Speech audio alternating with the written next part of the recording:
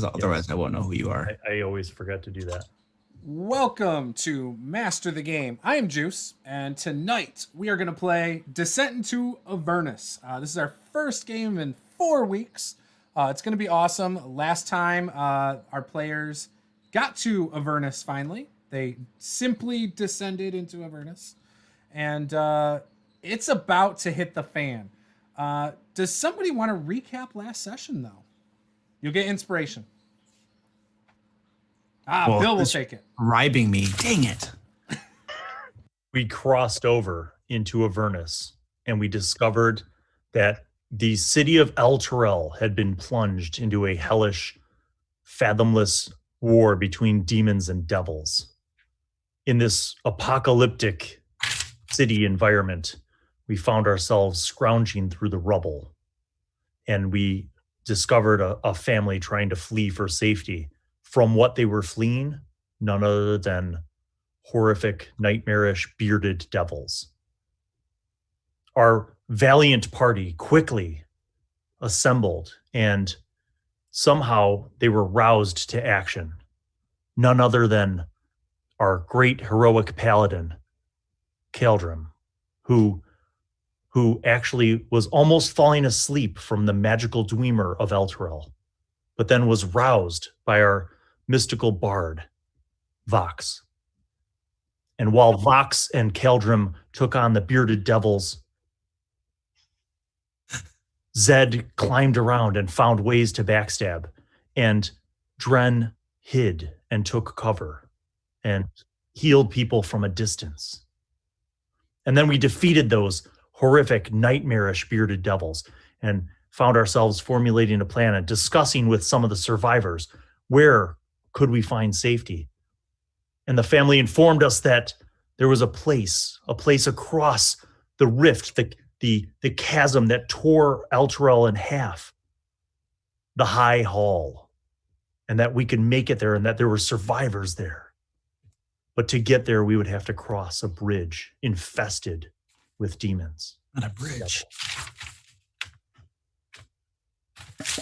That was beautiful, Bill. High Hall.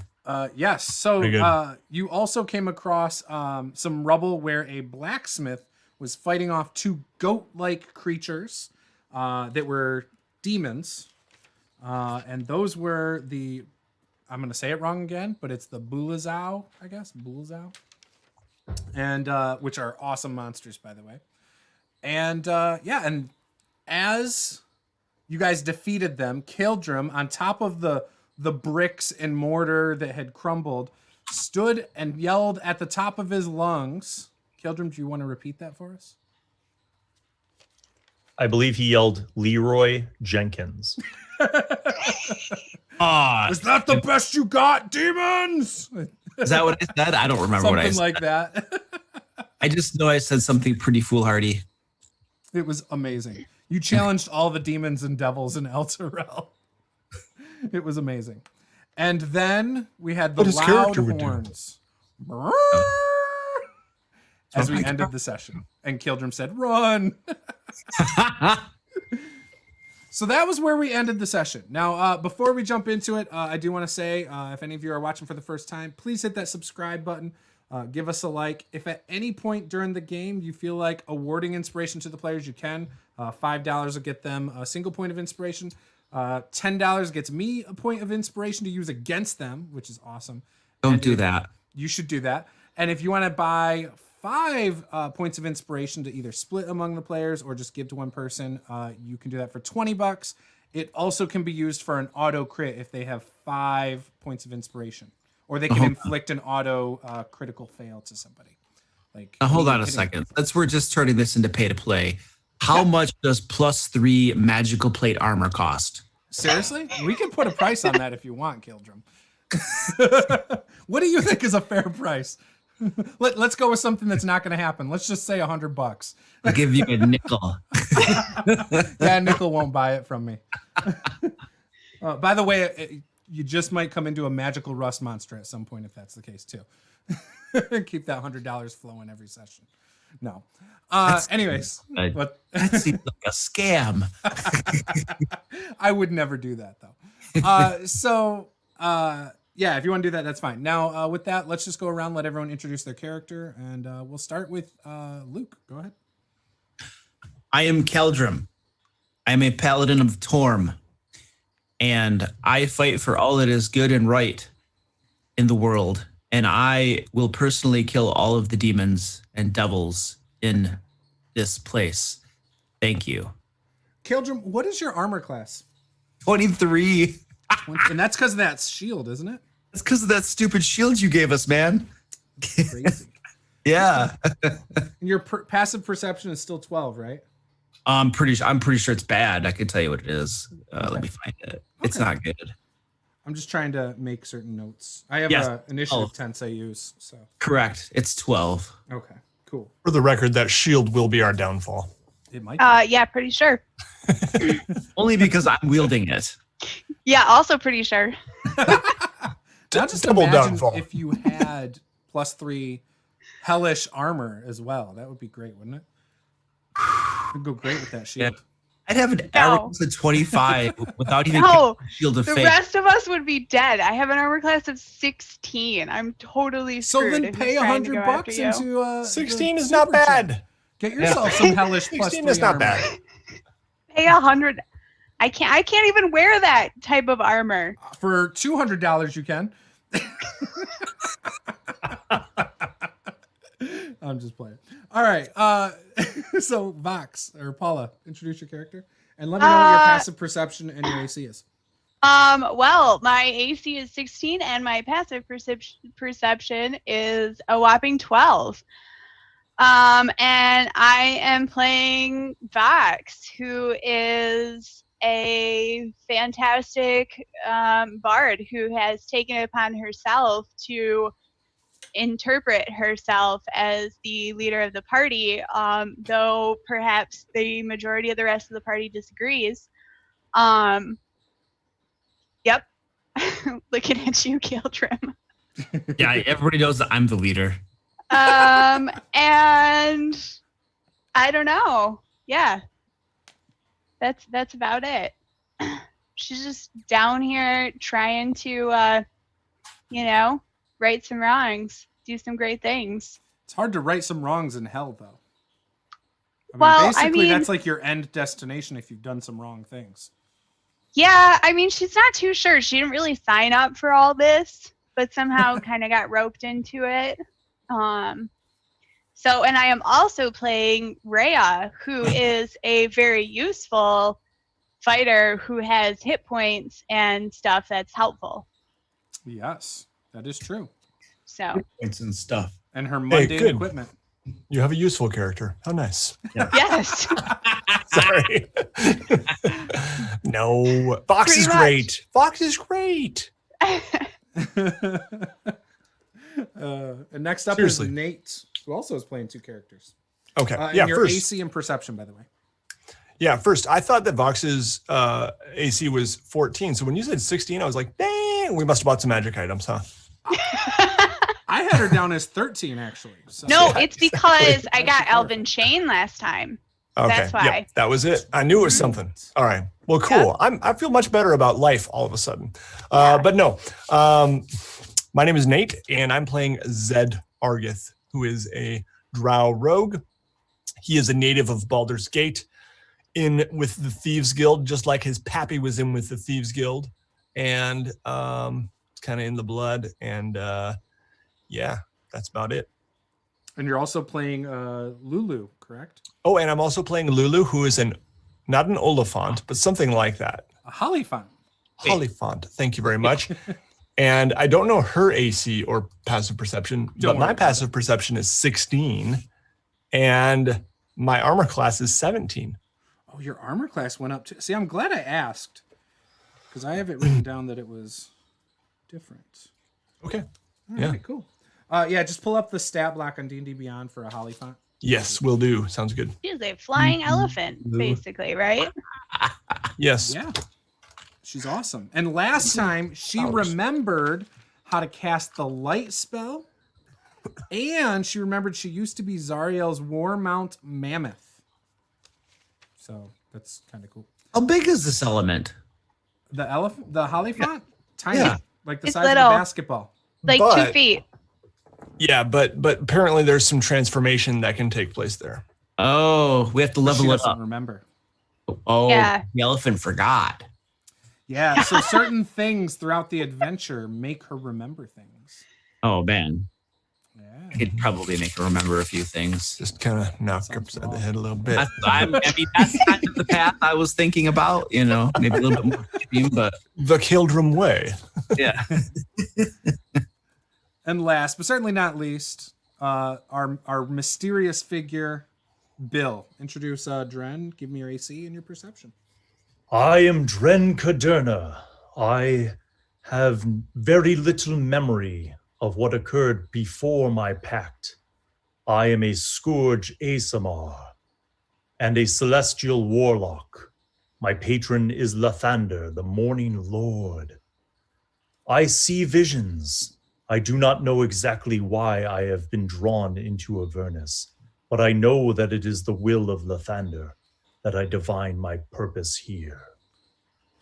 And I am Bill Allan. My passive perception is 10. My armor class with mage armor is 16. And I'm hoping that Dren can maybe make it to 6th level because Celestial Warlocks get some cool stuff at that level. Cheers. There is a everybody. chance. There's always a chance of leveling up in Avernus. Always. Hey, and For if only we're, $500. No, I'm just kidding. All right, what's that? well, I mean, I'm drawing down all the doubles on us to fight, so we should be able to do some XP farming right here. Yes. If only I kept track of XP. Dang.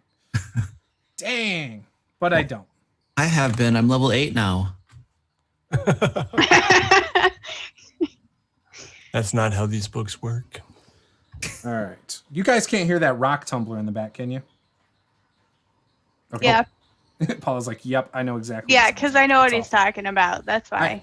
I had the Everybody else gain probably turned down on doesn't. my microphone, but Paula said I sounded funny, so You do sound a little funny. whatever. You sound funny. All right. So the horn was blowing. Caeldrim said, "Run!" You guys started running. Harkina and her 2 kids started running. They couldn't keep up. Caeldrim, being the heroic character he is, scooped up the kids to help them move a little quicker. The blacksmith Orin Ragron also was running alongside and actually took the kids from Caeldrim so that Caeldrim could focus on defending them. And in the running, you noticed Harkina actually has a bow, a long bow, with a quiver, 2 quivers of 20 arrows each. One of them looks to be silvered arrows. And you would have seen that because she probably shot a couple arrows off while you guys were running at times to try and protect her children. You managed to hunker down in a spot between where your last combat encounter was and the Torm's bridges. And that is where we are picking up. You guys are in a small room with no roof. It's been collapsed in. It seemingly looks like a large black rock actually slammed in through the roof and is actually embedded, knocked over part of the wall in this room that you're in. It looks like it was probably just a little shop that's already been picked clean, though, in the time that they've been in El Terrell. What would you guys like to do? Search the shop. Okay, give me a perception check. What are we supposed to be doing right now, guys? Do we have an objective? We're getting across the bridge, right? Got to get across the bridge to the place of places. Places, Yep. huh? The Okay. place of places. Well, Yes. The You High guys are Hill still a few. High I got a Hall. map. Cathedral. High Hall so, Cathedral. That's so the you place. guys, your last encounter is where this arrow was pointing. The bridges are right here and here. And you guys are about halfway there. All right. We got to get to those bridges. Oh, Yep. those look so far away. I mean, there are a few blocks. We got this. You might be able to do it. I have faith in you. And yes, it is Rollstat's first size of his first apartment in college. So do we want to go across that first bridge or do we want to go across the second bridge? Whichever one's closest. The first bridge? Yep. Let's go to the closest bridge. What's our plan for going across, my friends? I think last time we had talked about Zed going across first and maybe stealthing it a little bit to scope, but that usually doesn't work out so well. So I'm open to other ideas. Well, we could send some of these townsfolk to cause a distraction so that we could sneak across. I mean, that sounds like we're just throwing them to the fire. I mean, they'd have to survive, but they look pretty competent. I am wondering if perhaps there is a deception that we might be able to achieve in some fashion, perhaps to create the appearance that we are somehow employed by the evil kinds who are in charge of this bridge, that we might appear to bring these folks and those who cannot disguise themselves as prisoners. All right. So we'd need to know who's in charge around here so we can toss some names around when we're challenged. We'd have to put them in manacles or something and then drag them about, mistreat them a little bit, make it look like we're here, we know what we're doing. Do we know who's in charge around here? We have any names like that? Because we're going to get challenged. Well, we know one name. Zariel. Yeah. I mean, she's like the archdevil of this entire layer of the Nine Hells, right? Yes. Yeah, so everybody knows her name. But like maybe if we knew a sub-commander or something. I don't know. What of you, blacksmith? Have you heard of any of the other devils? No. I've been running for my life pretty much nonstop, it seems. What about you, Lulu? Oh, we can make her remember some names, I'm pretty sure. Lulu speaks to you telepathically and says, I don't remember.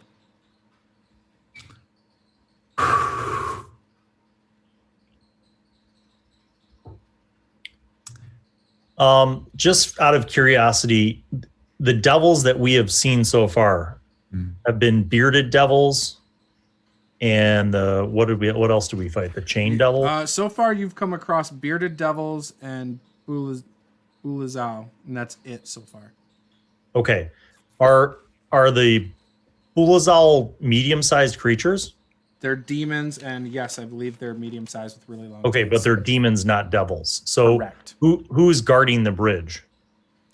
So Orin tells you he knows that the devils are guarding the bridge. He says demons have been climbing up the chains that are pulling El Terrell down into the river Styx. And he says that basically they're fighting each other.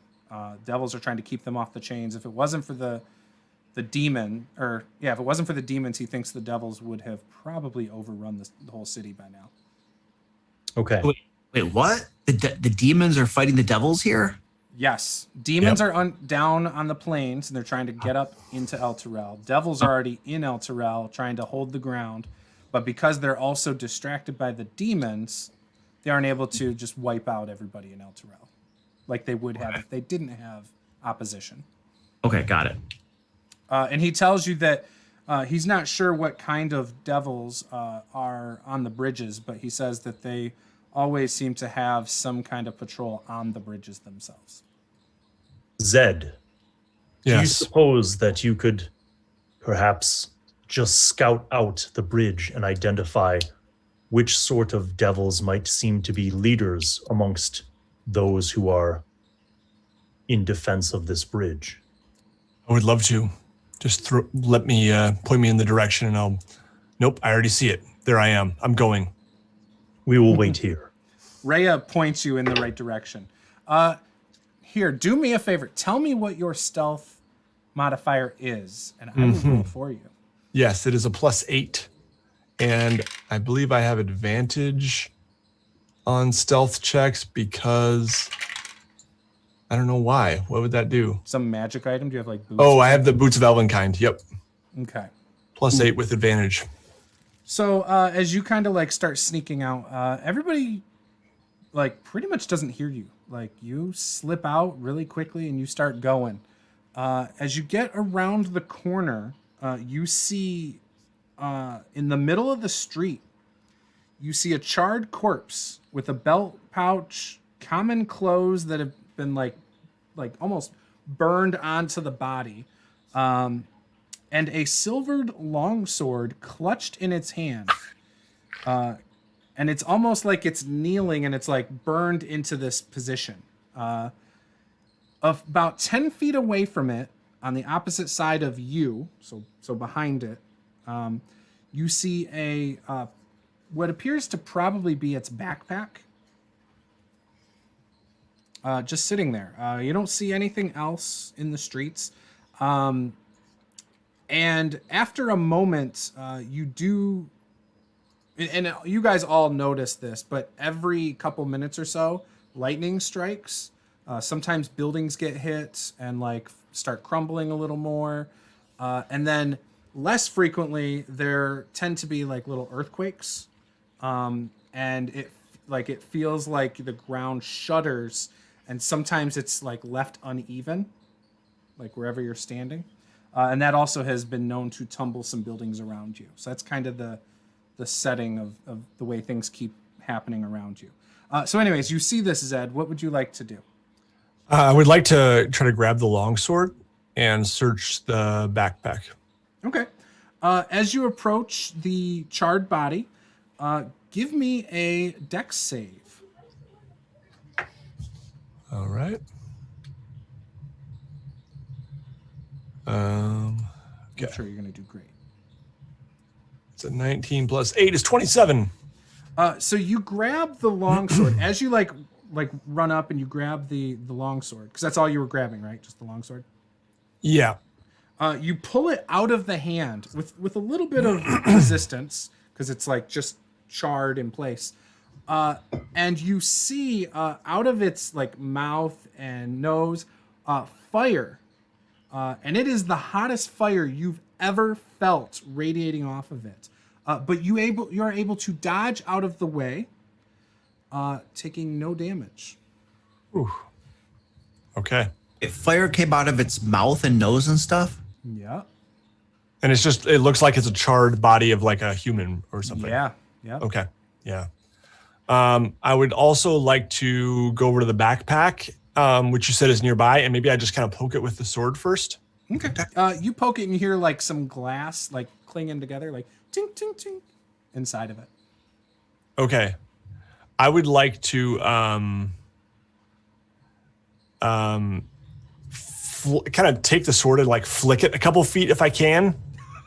Are you sure? I'm just kidding. Yes, you can I'm sure. Flick it if you want. Okay. Like I just want to make sure. You hear some glass inside go clink clink, but it doesn't bounce too far. It's heavy enough bag that it didn't go very far. Okay, yeah. Then I'm gonna open it and look inside real quick. I'm leaning over to Vox and kind of gesturing and pointing at him. What the heck is he doing? He's supposed to be looking at the bridges.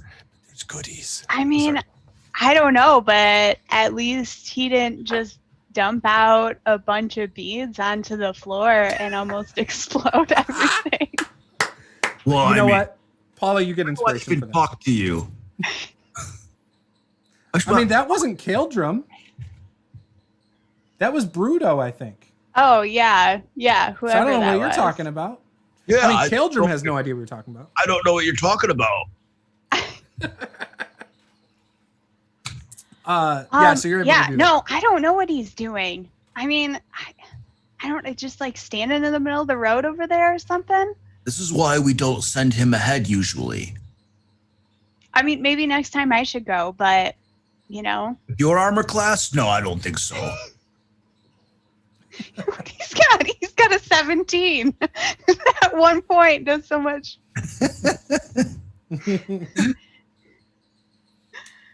All right, Zed. So what are you doing with the bag now? I would like to just open it up and see what's inside. Okay, give me a con save. No, I'm just kidding. Don't. So you open it, and what is in it? All of you know what's in it. Yes, I know. That's why I didn't want him throwing it around. Zed has very little experience playing D&D.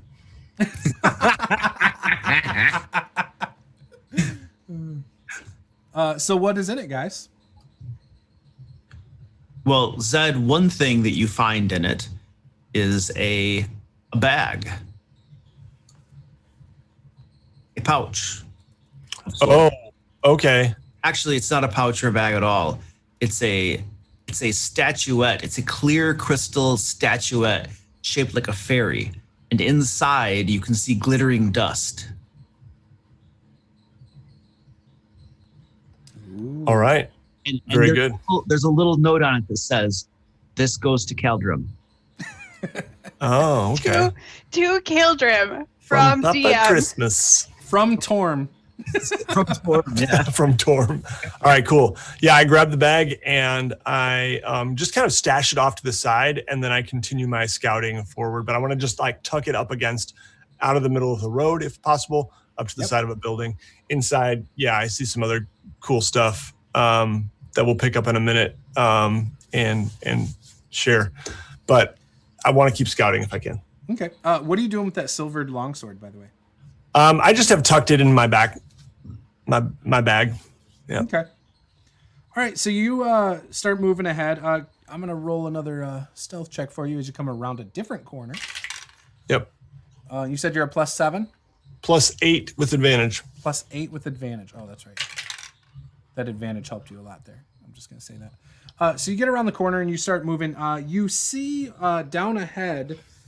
You think you see where maybe the bridges are. They span about 100 feet across just an empty chasm, which, if you had any reference of what El Terrell was like before, it used to be a river that flowed through here.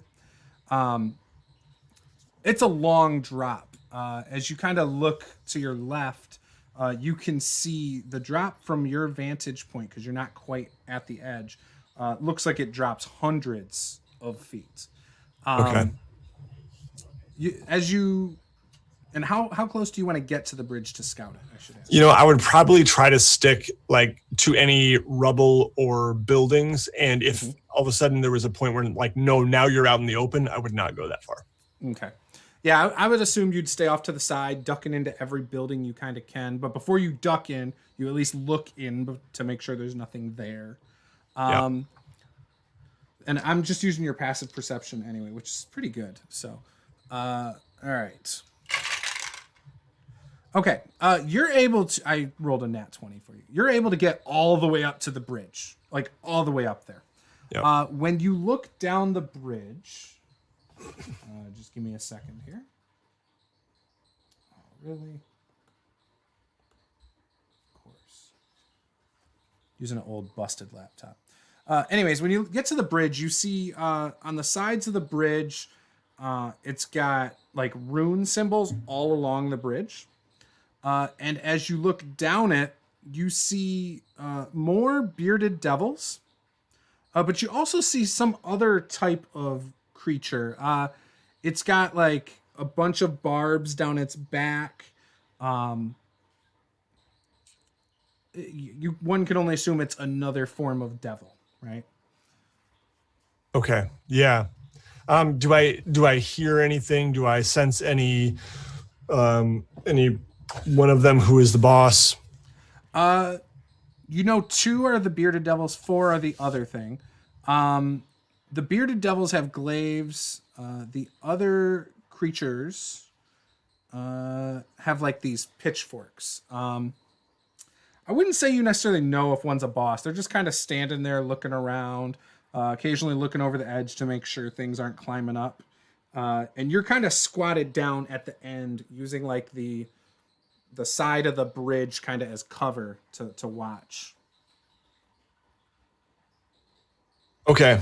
Yeah, I think I will just kind of make a mental note of all this and head back to the rest of the party. Okay. As you go to turn and go back, you do trip. And when you trip, you don't speak Abyssal, do you? I don't think so. Let's check my languages. Let's just go with no for now. Oh yeah, Common, Elvish, and Thieves Can't. Nope. Okay.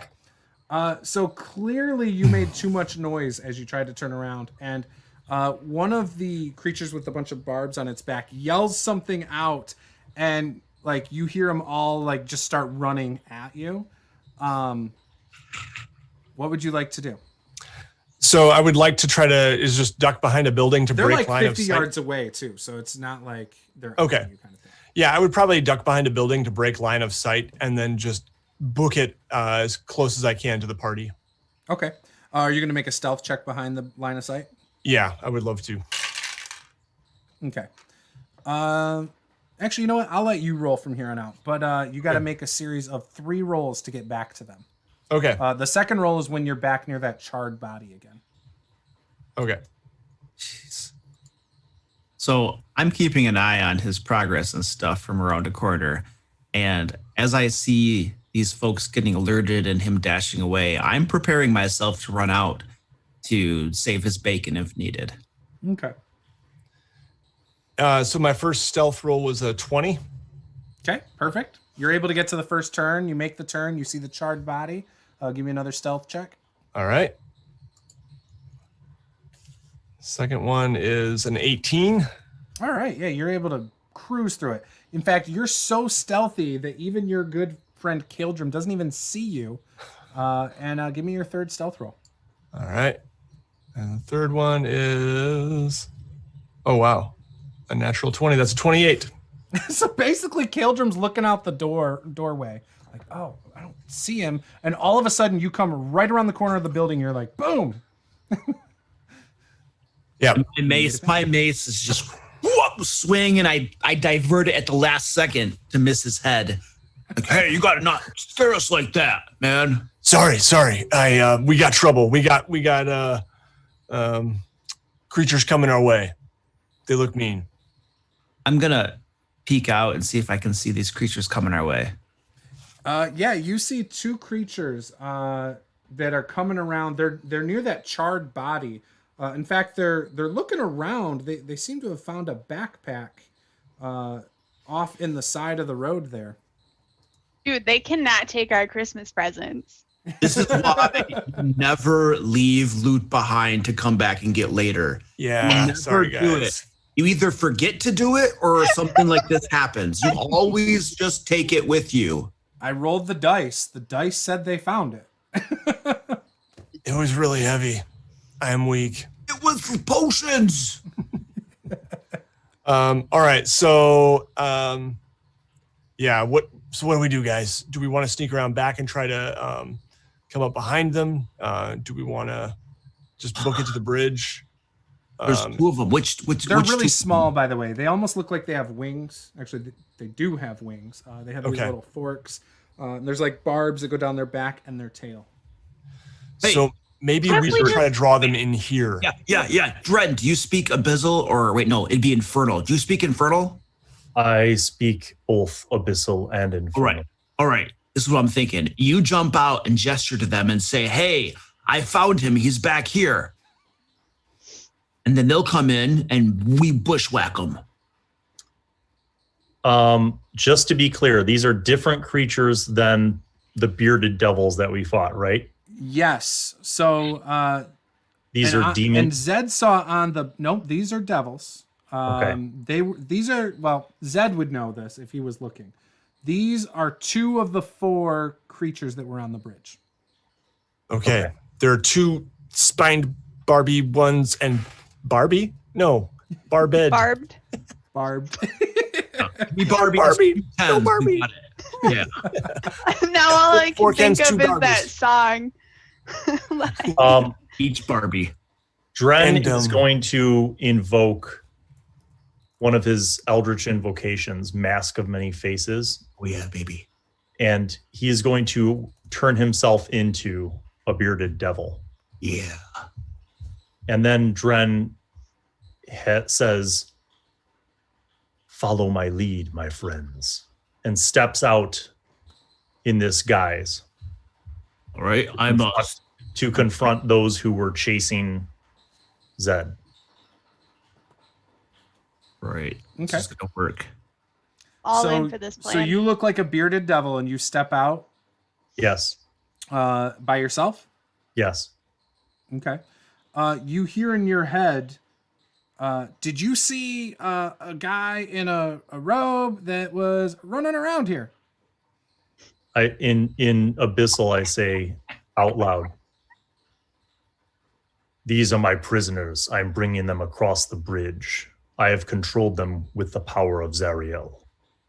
Would you like me to... In Infernal, they say back, what did you say?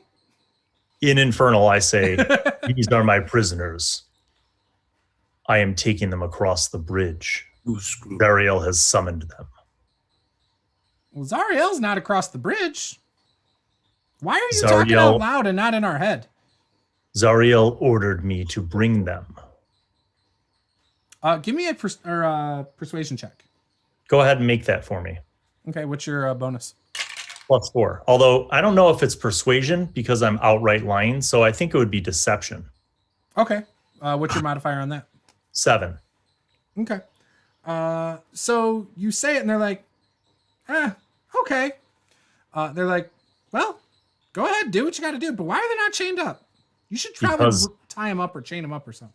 Because of Zariel's gift, I can control them with my mind. Oh, I didn't know you guys could do that cool stuff. Only those who have been gifted. Observe. And I turn to Zed and I say, kneel. And I kind of like look this like eyes bulging like I'm trying to resist. And then I just drop to my knees. Give me a performance check, Zed. Yes.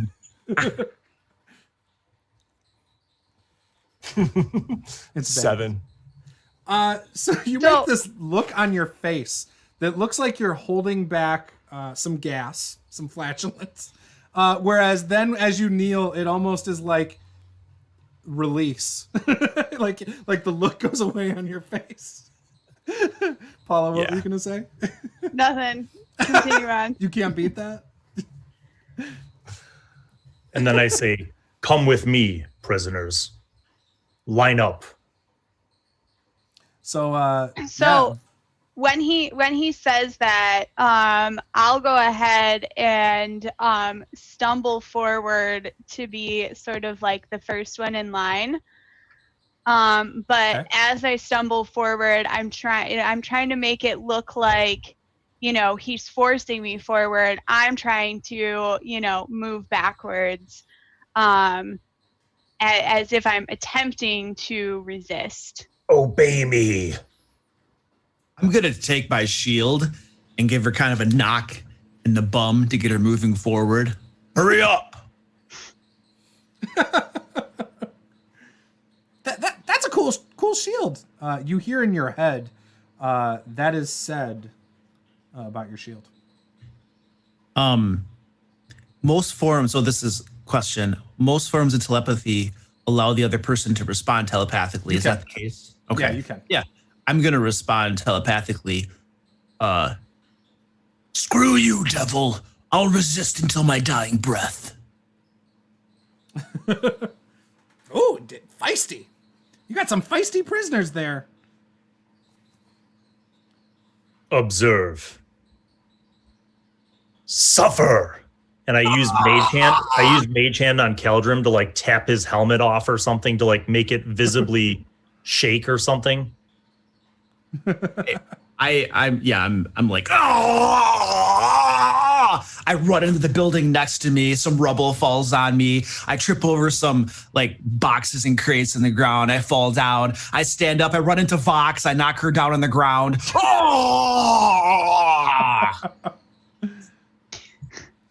You see the creatures kind of like tilt their head like confused dogs.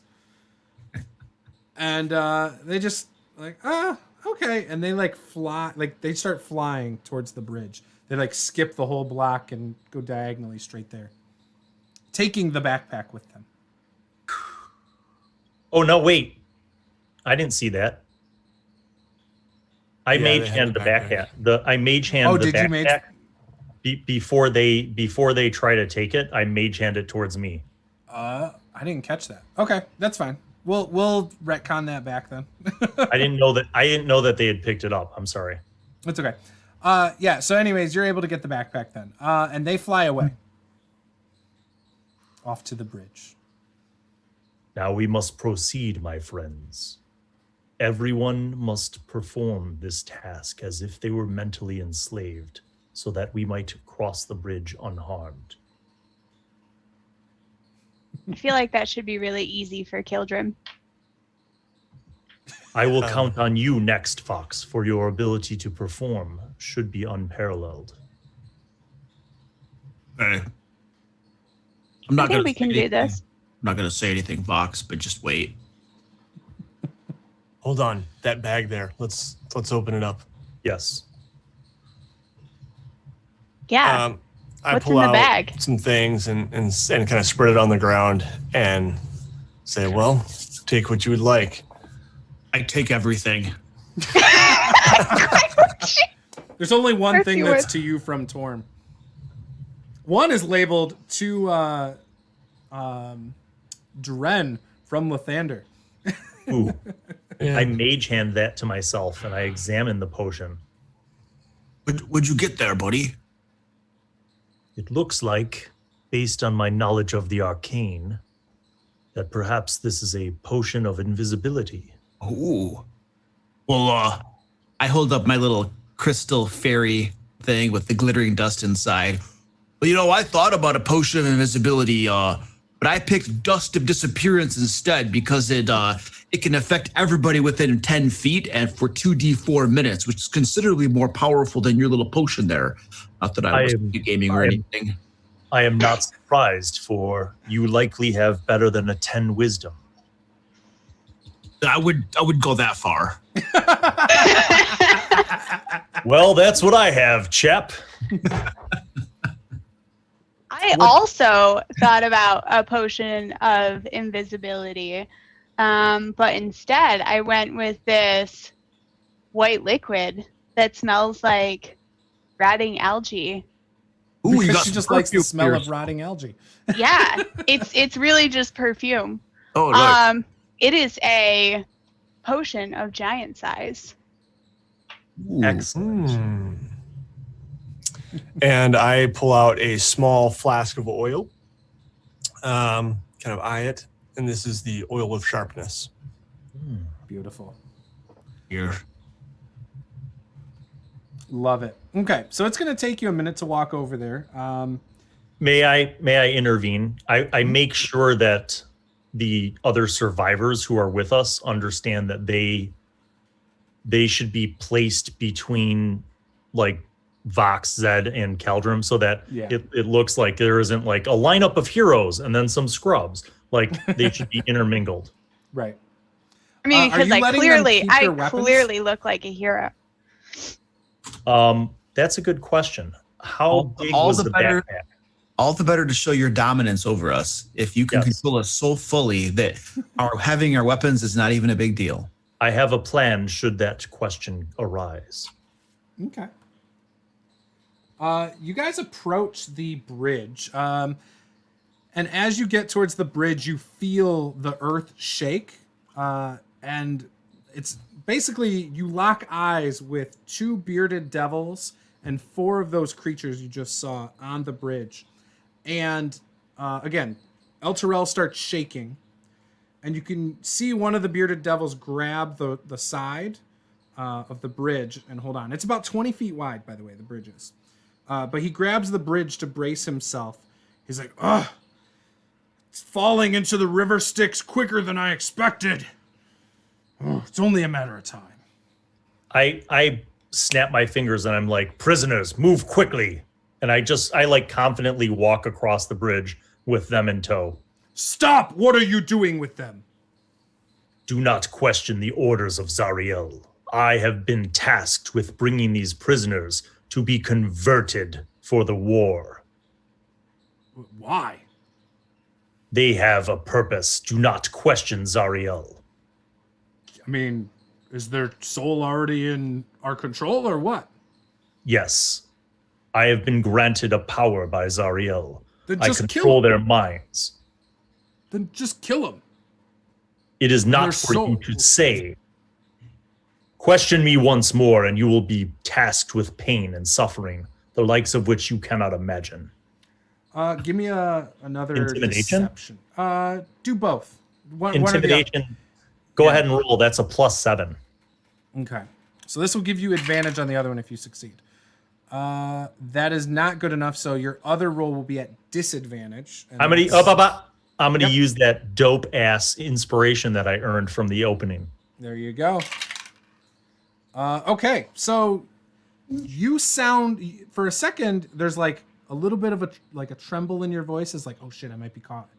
But then all of a sudden, there's this confidence that just booms out that makes Vox jealous of your amazing performance, and they seem to be not impressed, but they seem to buy in, and they say, well, if it's Zariel's wish, and obviously only those who speak Infernal understand this, and they let you pass.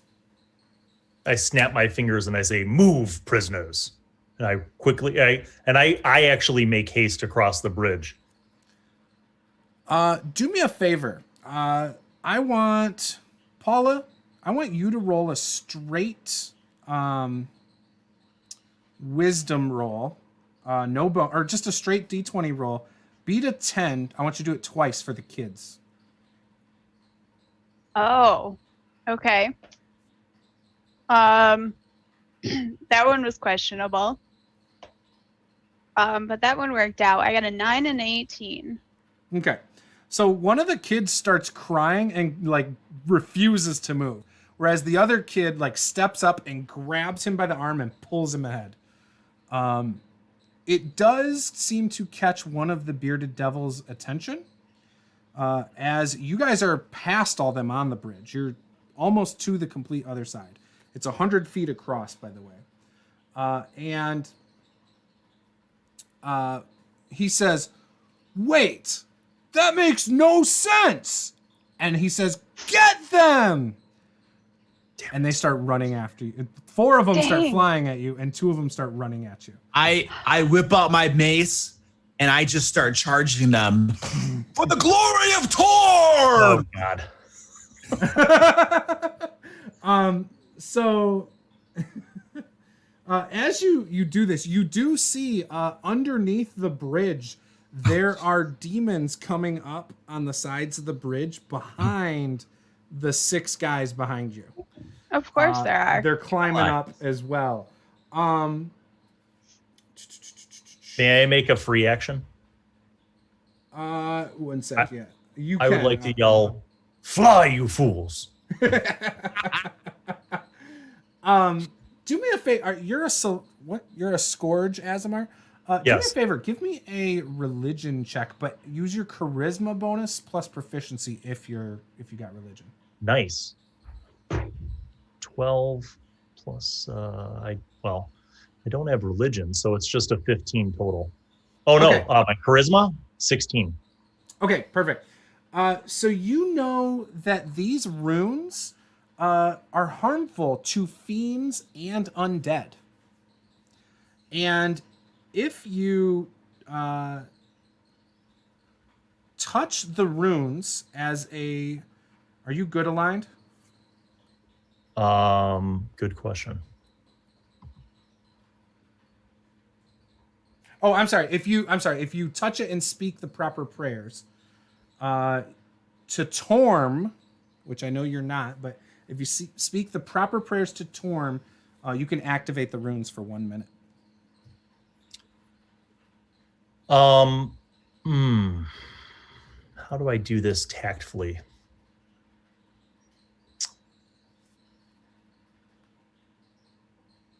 In Celestial,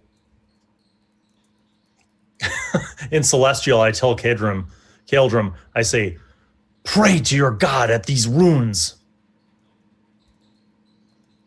All right. As you start doing that. What do you do, Caeldrim? I'm gonna go over to these runes that he's talking about, and I'm gonna glance at them. Do I know the same? They're runes on the bridge. Is that what they are? Yeah. So because you are a paladin of Torm, I'll give you advantage on an intelligence religion check for you. Intelligence check. Look at that.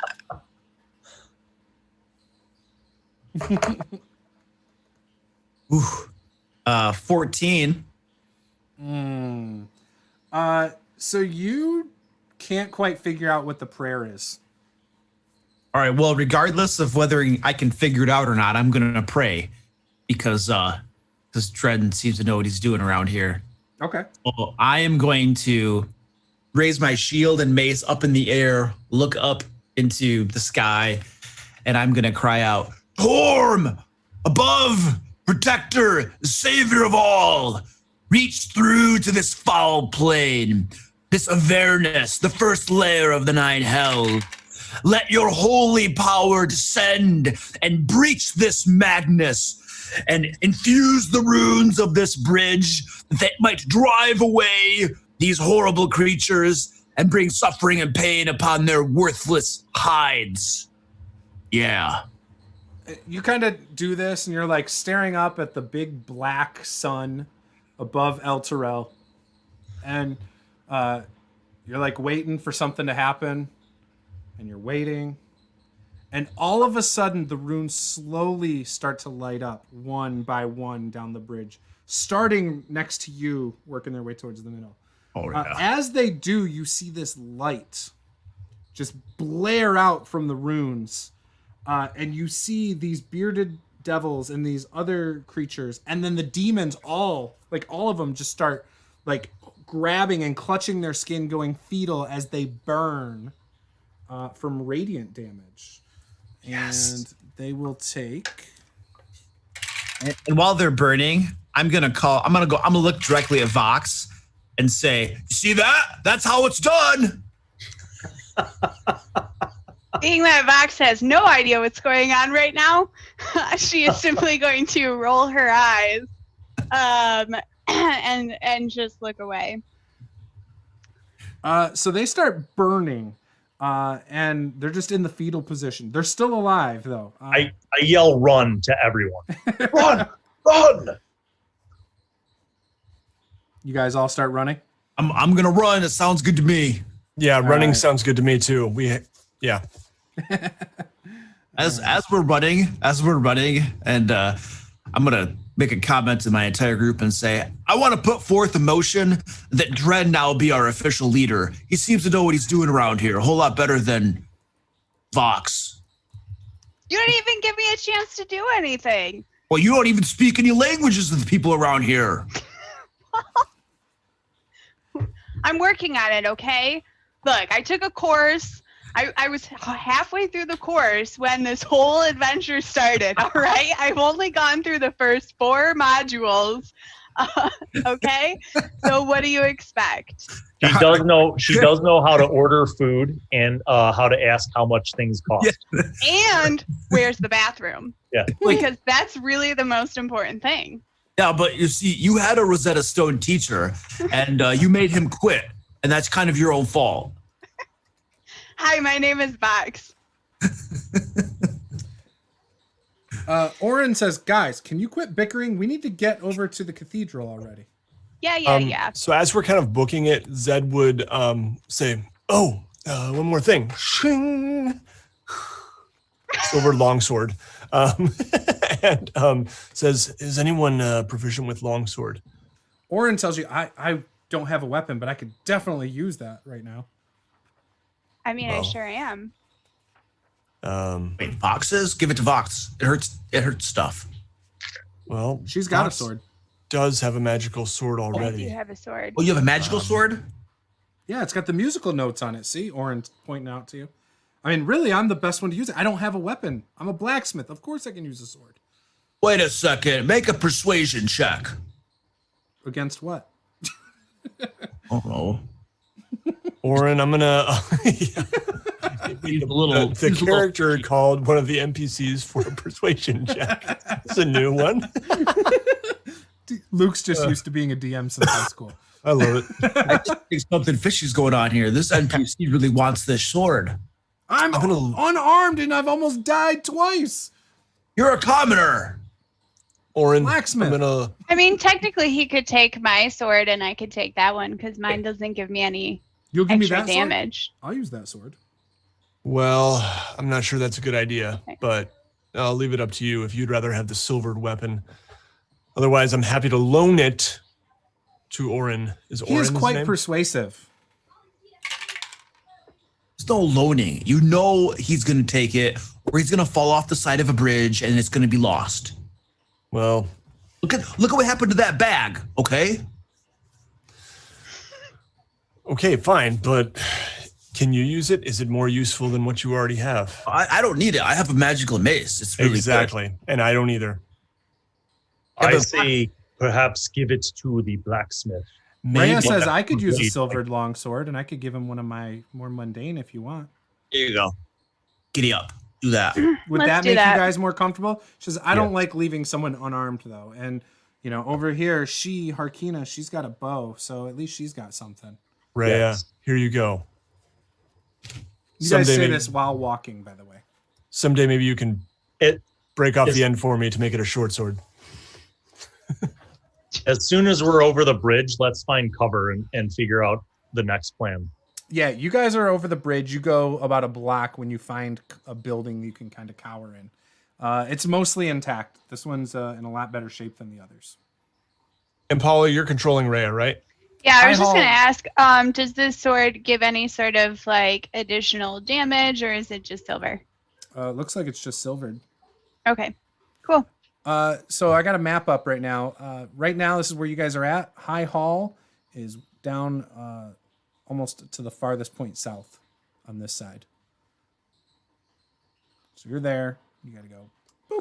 Seems like silvered weapons might be kind of an El Terrell thing, as they're all noble and good, we fight monsters. So maybe it's kind of a common thing here. Is that perhaps correct, Rhea? I mean, if you fight some kind of evil creatures, some are vulnerable to silvered weapons, but I don't believe these creatures are.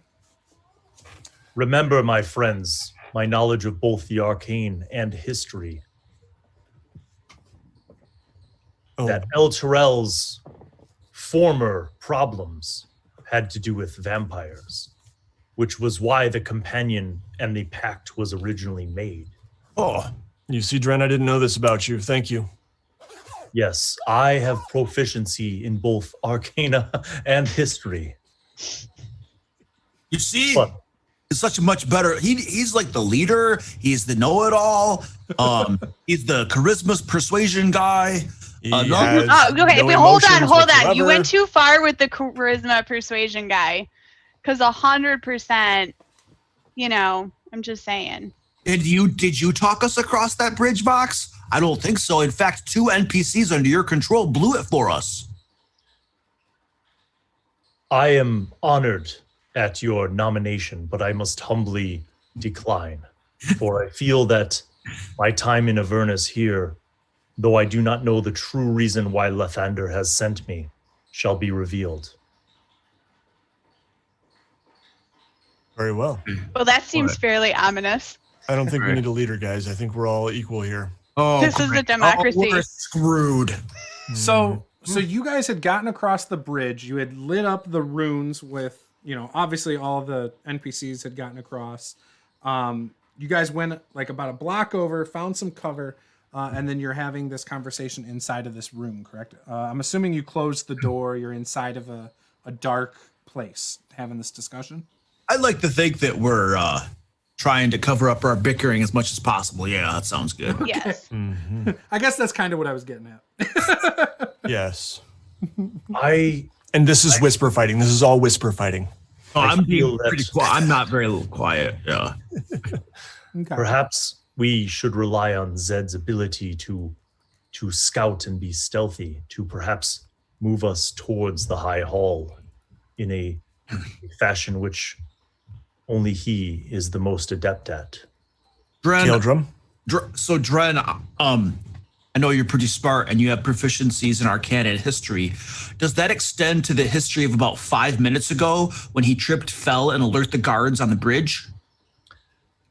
I see your wisdom in this matter. Yeah. But I would say that worked out a lot better than us just walking up there, wouldn't you, Caeldrim? Well, I lured 2 of them back. We could have easily slaughtered those 2. I hid.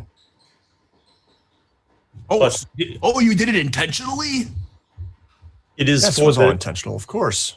Oh, it is for the He wouldn't do civilian. something like that on accident. I'd He's like too to- good. I'd like to nominate Zed for our leader then.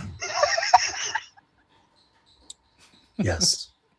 It is for the civilians which I am most concerned, for I feel that we must be stealthy and avoid combat to bring them safely to this high hall.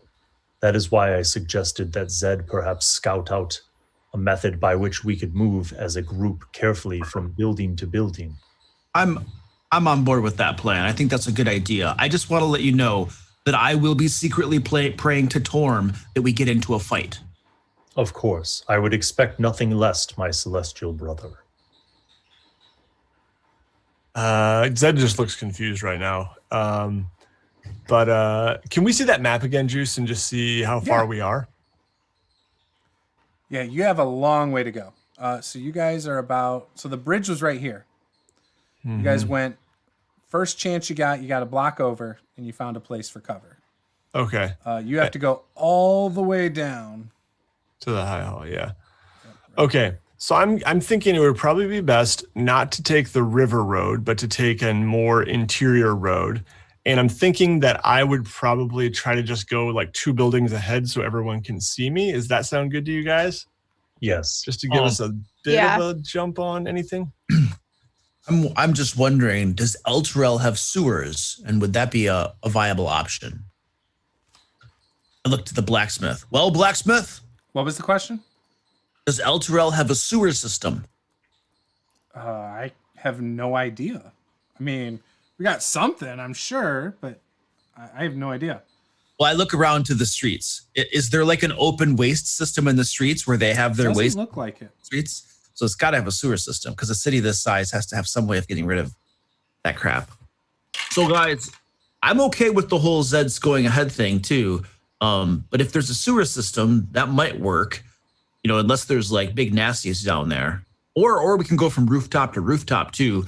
I could just kind of throw Vox across from roof to roof, Yeah, clearly we should just throw the small children across the rooftop. That seems like a great idea, Caeldrim. See, this is why nobody has nominated you to be leader. Rhea says, Dren brings up a good point. There are flying creatures out there. Being on a roof would not be a good idea. Plus, not all these Also- buildings have roofs. Yeah. All right. Yeah, we should probably just pick like a smaller like alleyway street and not, giant main street and try and go down one of those back roads. Might be a little bit less likely to run into something else. Caeldrim, you hear in your head, why not just attack those creatures head on that you fought on the bridge? Would You're make so traveling a lot quicker. You're so stupid, Shield. Just shut up for a second, okay? We're gonna kill lots of devils. Just give us. Here's how this is gonna work. Let me explain something to you. We have to put on a little show, a little bit of performance. It's like a dog and pony show. We're gonna make the semblance of stealth. We're gonna try to sneak. We're gonna have a plan. Eventually, we're gonna get caught, and we're gonna have to fight anyway. So There all were you gotta 6 do of is them. There were 9 of you. just be patient. What are you okay? afraid of? What am I afraid of? There's 9 of you. Yeah, these little kids. Okay, That's good job. 2. Have you seen Vox fight? Have you? Doesn't really count, does she? I don't know. You fell down yesterday. Almost. That was intentional. I haven't seen her falling down. Well, it's because she doesn't walk. Hurry up. Don't say Dren's the leader again. You don't want him leading you. You are the leader. You have the power. It's in your hand right now. What? Oh, this mace? Yeah, this mace is pretty cool. I like it. I'd like to see that mace cast fireball. Well, I've only got one charge left. If you had more charges, then you'd be more useful. You know that, Shield? Do we hear any of this? No, it's all in his head. You might, I would be- don't know, it would Caeldrim be probably so said much it out better. loud. if he said it out loud. I'm assuming Caeldrim probably said it all out loud. I don't know. I have been telepathically responding to my shield, but I'm holding my shield up and I'm like looking at it and shaking my head and like, you know, making gestures at it and stuff. So clearly I'm like a little bit woo. Do you think he's okay? I do not know. He is special. We had better get moving. Zed is going to start like scouting ahead just a little bit on one of those interior roads. So I'm going to try to stick like, I'm never going to go. So I'm basically like 2 buildings ahead is where I'm going to go and just look around, trying to be stealthy. Okay. Let me just look at this map. There's a lot of buildings between them. I'm not going to like do a check for every one, but Yeah. you're probably talking about. There's probably like 50 buildings between you and there. So let's go with like 5 stealth checks. I'll roll them for you with advantage, just so I got an idea how good you're doing. Everybody else, we're gonna fail one, guys. Just plan on it. Everybody else, well, actually, this is how we're gonna do it. Since you guys are sneaking, we're gonna do group stealth. So all of you roll your stealth. Nate, you also get your advantage. Take your best. Yep. And we're not gonna worry about the NPCs. We're just gonna use your 4 characters. Half of you have to succeed. So if there's 5 checks each, oh my gosh, this is a lot. You just have to succeed on more than half total. Okay. All right. I got a 22 on my first one. There we go. You have to beat 15. Oops. Caeldrim failed. I got a 17. So if you guys get 10 successes or 10 failures, that determines if you made it or not, whichever one happens first. Okay. So do you 2 want to just know successes. my totals? Yeah, just write them in the chat, and then I'll. We'll. Oh, okay, I'll like narrate. all 5 of them. Yeah, just do all your 5 checks into Okay, the yep. chat, and we'll go from there. Each of us does 5 Yep. check. And Got it. you guys need a total of 10 between the 4 of you over 15. All right. So Beautiful, maybe we should Dren. just write the total number over 15 we got. I got 3. Yeah, Dren got 3. He put all his like that. That was perfect how Dren did it. I'm putting. Hold on. I'm working on it. Ooh, Vox had 4. So you guys are already at 7. You only need 3 more. I got 3 at least. Hold on. No, So there you I'm- go. You hit 10, even with Caeldrim's all 5 failing. Wait. I'm not done yet. I'm gonna succeed on at least one of them. I got 1 failure. Okay, hold on. Here we go. But are you? Are you going to? Those are my rolls right there. 1, 3, 4, 8, and 4. So here's what I'll say. Nobody at all had a critical success, and nobody at all had a critical failure. So that's good. I did have a critical success actually. Oh, you did? Oh, okay. I Well, then did you're get good. 120. So that's a 28. All right. I'm typing them in the chat here. Beautiful. So you guys are much further ahead than I expected to be at this point. So that's kind of cool. But that's okay because you're ending up at the big part here soon anyway. We close out some Oh stuff. boy. Well, I mean, you are. You're approaching the High Hall Cathedral. That's a massive deal, right? Well, I don't think we've been there before. So We already think special, like it's like a formal occasion, or it's a battered breastplate. Okay. Juice, probably fine. I should tell you that I am not in the disguise as a bearded devil anymore. Sorry. Okay. I appreciate that. We're good. So what were you asking, Luke? Oh no, you said this High Hall Cemetery Cathedral was a big deal. I just want to know if we had to dress up for this occasion. No, you're probably fine. Okay. Just save it from, dropping into the river Styx and you'll probably be fine. All right. So you guys start getting down the road. And this cliff-top castle was once the crowning architectural jewel of El Terrell. Only 3 of its 5 watchtowers still stand, though they appear abandoned. The wooden gates that once led into the castle grounds have been shattered, leaving a gaping hole in the wall. The west side of the castle has been reduced to a pile of smashed brick and broken wood. The surviving buildings are blackened by soot. At the center of the castle grounds, the High Hall Cathedral stands defiant. Ooh. How would you like to enter the gates? Assuming you want to do that. Do we see any like symbols? I mean, I'm assuming this is a place that was dedicated to Helm. Is there? It was not Helm. Or sorry. Sorry, just a second. Let me pull it up. I wanna. Oh my gosh, I hate this. Paula, I'm never using the old laptop again. Ever. Basically, Dren would be looking for either like arcane or religious symbols, if there's any that, Yeah. you know, like the ones that we saw on the bridge, or anything like that, or anything different from that, or even like infernal or abyssal markings or wards or anything. So on the outside, it looks like where statues are, they actually look like devils. And Rhea tells you those were not devils before. She doesn't understand how they could be devils now. Perhaps they were changed or replaced when El Terrell fell into Avernus. She tells you Yeah. that this used to be they used to worship Torm here. I think I saw that on Beauty and the Beast one time. I point to Caeldrim. What does your god have to say about this? Well, I don't know. My God's not really talking to me right now. Talked to you at the bridge. Well, that was just the last prayer and hope. I got lucky there.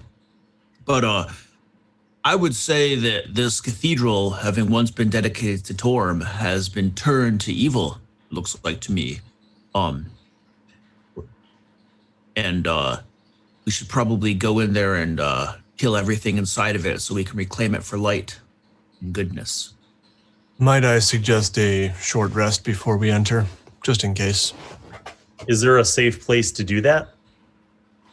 I mean, inside that great cathedral should be pretty safe once we cleared out of all the bad guys. Yeah, I was thinking like over in one of these houses, like a block back.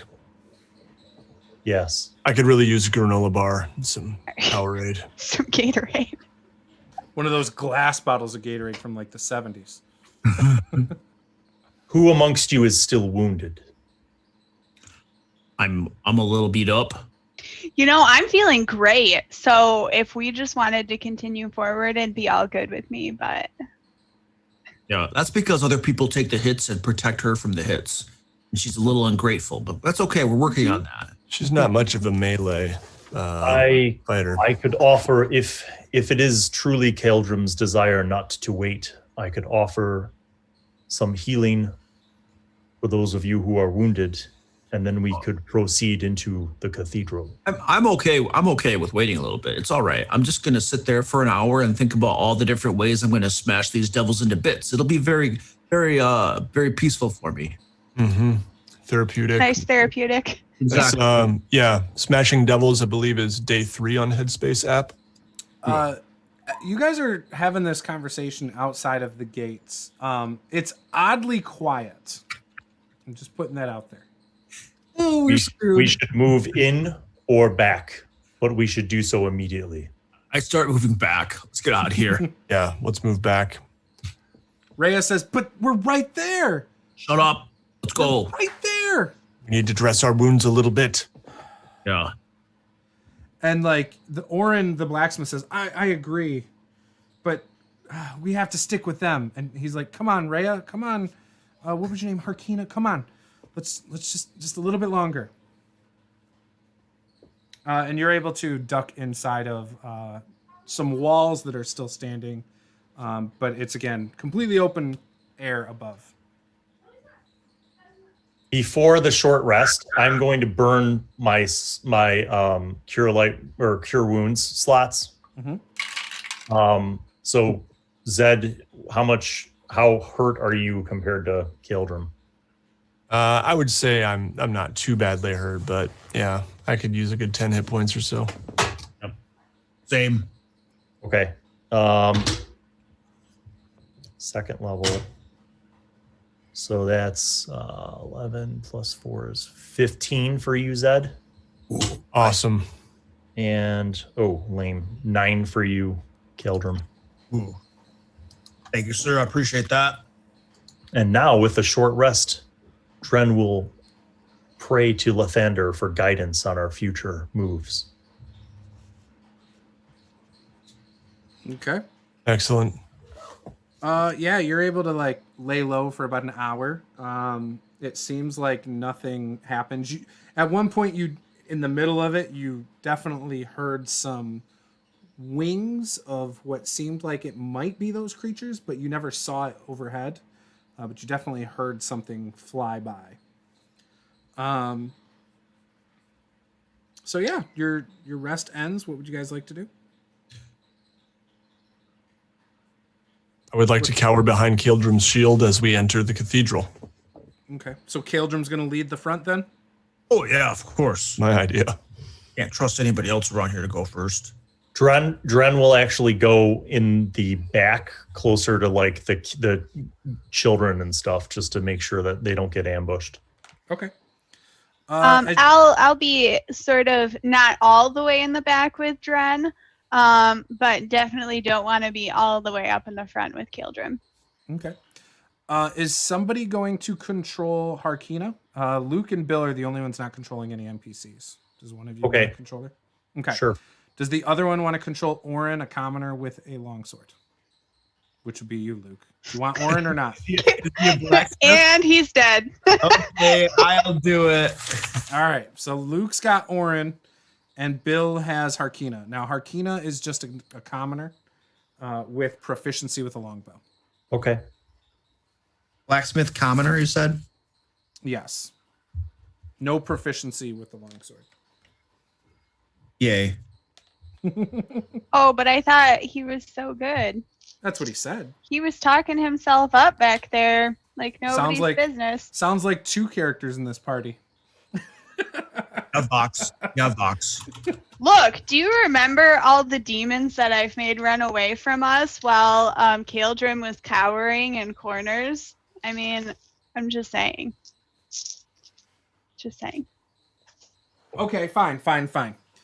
He's a -1 to hit with his longsword. But he does have like 60 hit points, so you're good. His armor class is 15 also. The commoner? Yep. Those are the only stats you need to know for him. He's fancy. He has 60 hit points? Yep. AC 15, -1 to hit with the sword. He will not throw himself in the front, by the way. He will purposely only attack if something comes at him, though. He has like double the hit points I have. Just for the record. Mm-hmm. Okay, cool. Oh, I can't even get him killed. Well, you're just not supposed to throw him up there. If Just he fire. happens to find his way up there, naturally, right? Then it's okay. All right, so I'm going forward in through the blasted gateway of this former castle or whatever. Mm-hmm. And I'm keeping my eyes on these two devil statues or whatever they were as I make my way toward the large doors, presumably, that go into the great cathedral hall area thing. So as you get through the gates of the courtyard, you see two large black They almost look like dogs. And they appear to be just like sitting there on the steps.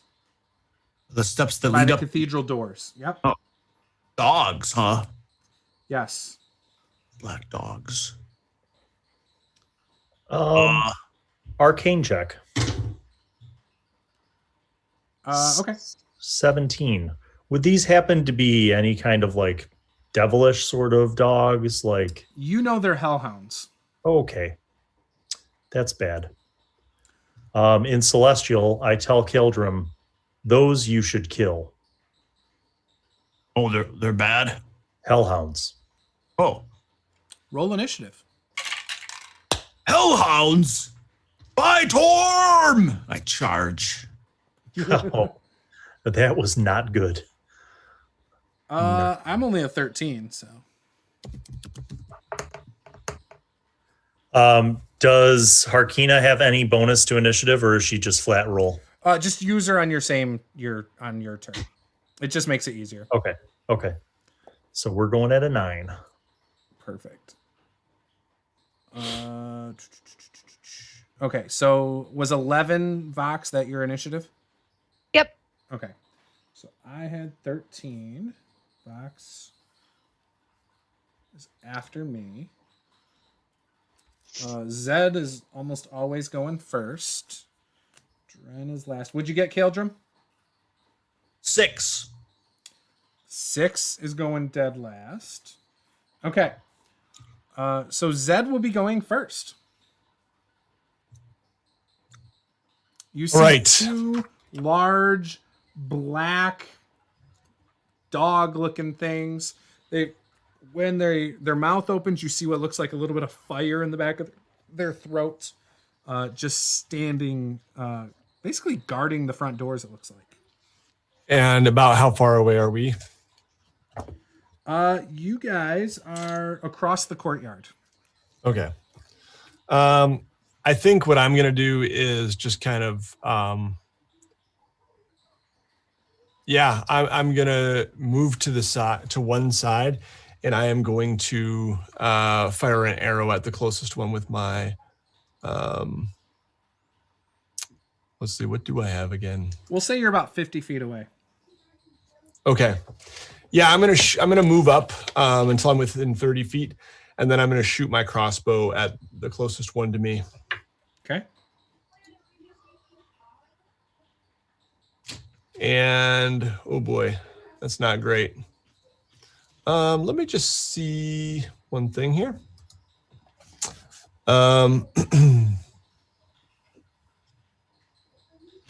Oh, okay. I have advantage against creatures who have not taken a turn in combat yet because of the assassin ability. Yep. Sweet. So let's try that once again because it weren't no good. And that is not much better. That's an 11 to hit. That misses. Okay. And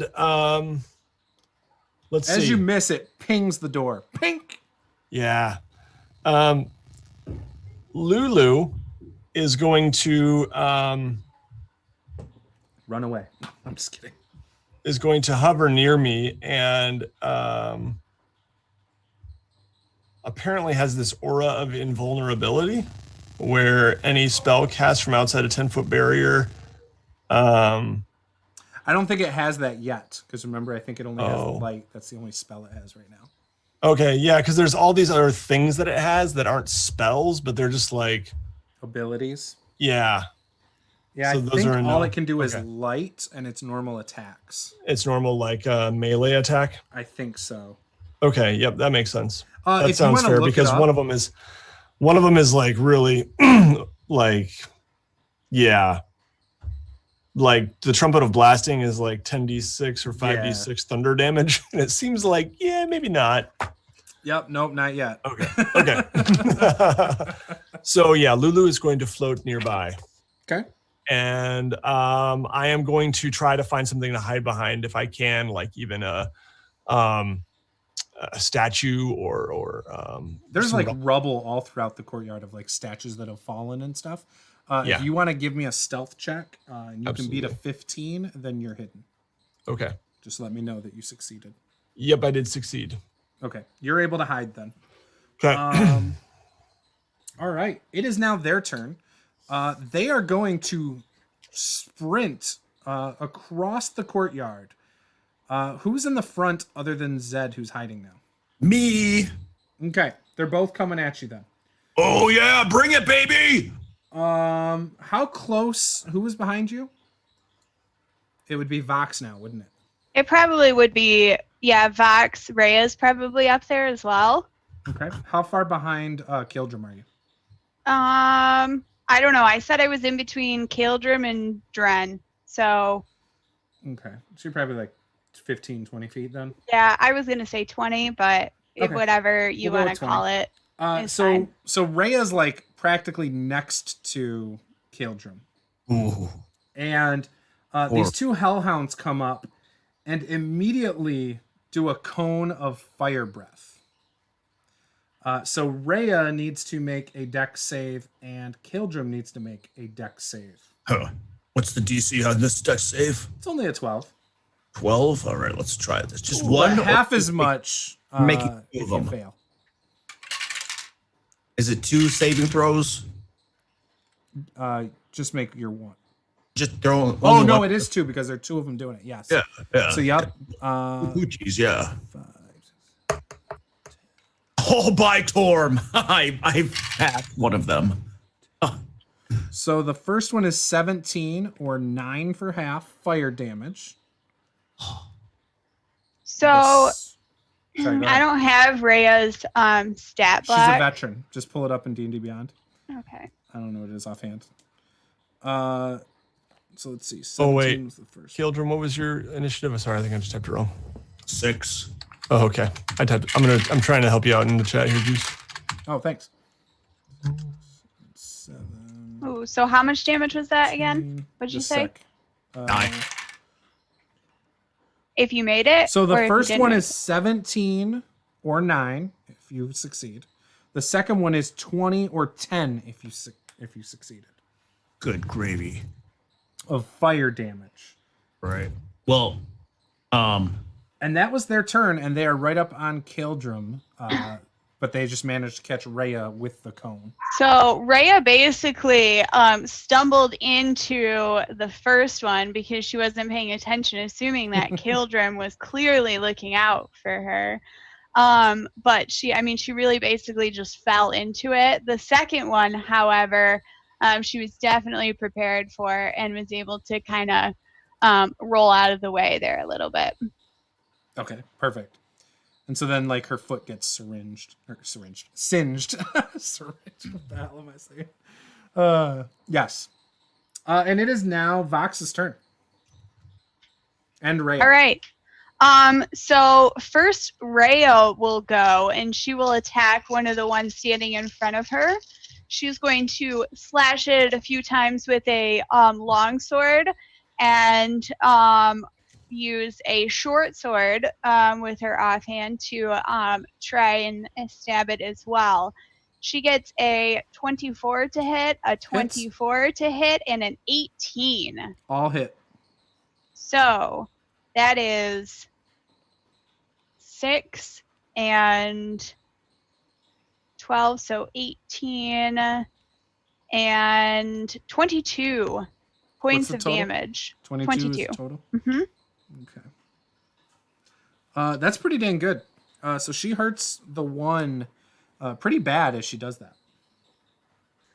And then Vox cups her hands up in front of her and begins to whisper, and you see some sort of smoke kind of coming out of her hands heading towards one of these hellhounds, and she will force it to make a wisdom saving throw.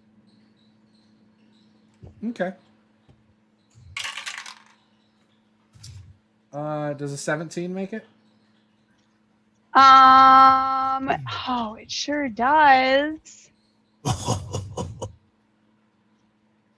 Doesn't Okay. something not happen there? So it's just it's half damage then. Okay. So that's 11, 13, so you're gonna take 6. What kind of damage? Points of damage. That is psychic damage. And she casts Dissonant Whispers. Okay. And that was the same one Rhea had hit? Correct. Yeah, because the other one's on Caeldrim, right? Yes. Oh, well, they're both technically on Caeldrim. Yeah. But now Rhea's engaged with one of them. Yeah.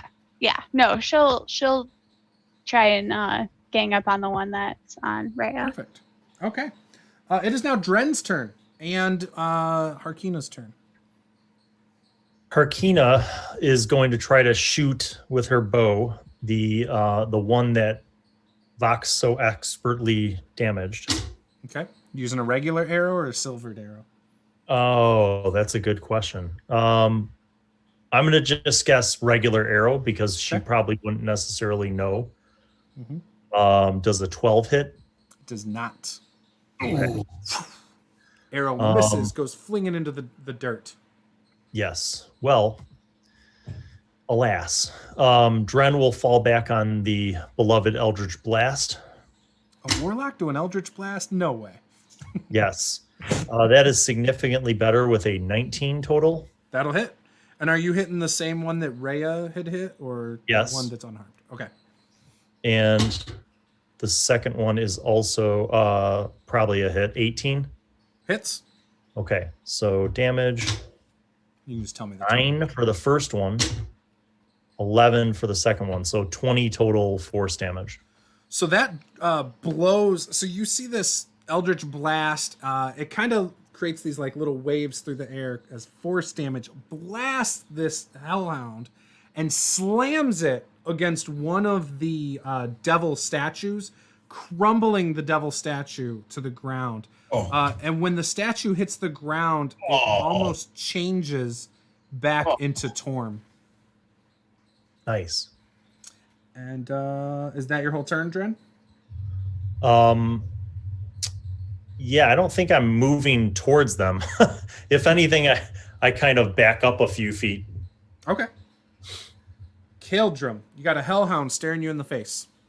All right, I lift my mace up high and shout out, "By the power of Torm!" and swing it down at the hellhound that seems the most heavily wounded. This is... It's only one. There's only one left? Yeah, he killed the other one. Sweet. Here it goes. For a 23 to hit. Hits. And 5 damage, magical, if that matters. Always. And then bringing it back around for another swing. Oh! For a 21 to hit. Hits. For 9 points of damage. Okay. Squash. Boom, boom. Hits it twice.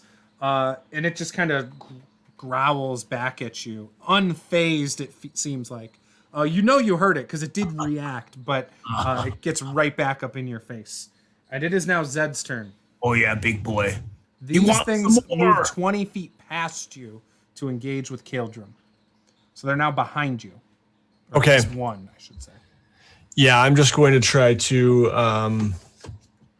I guess it doesn't really matter if I'm hidden or not. So I'm just going to move up to one that Caeldrim is engaged with, and I am going to attack it with my dagger first and then my long sword, or my short sword, rather. So the dagger would get your sneak damage. Okay, yep. And let's see how that does. That's a magical dagger? It is a magical dagger, yep. Okay. All right, so the first one, dang, it's going to be an 11 to hit. Ooh, I'm rolling bad Does now. not hit. I wasted all my good ones on that stealth. Okay. But did you don't get advantage from people being engaged, do you?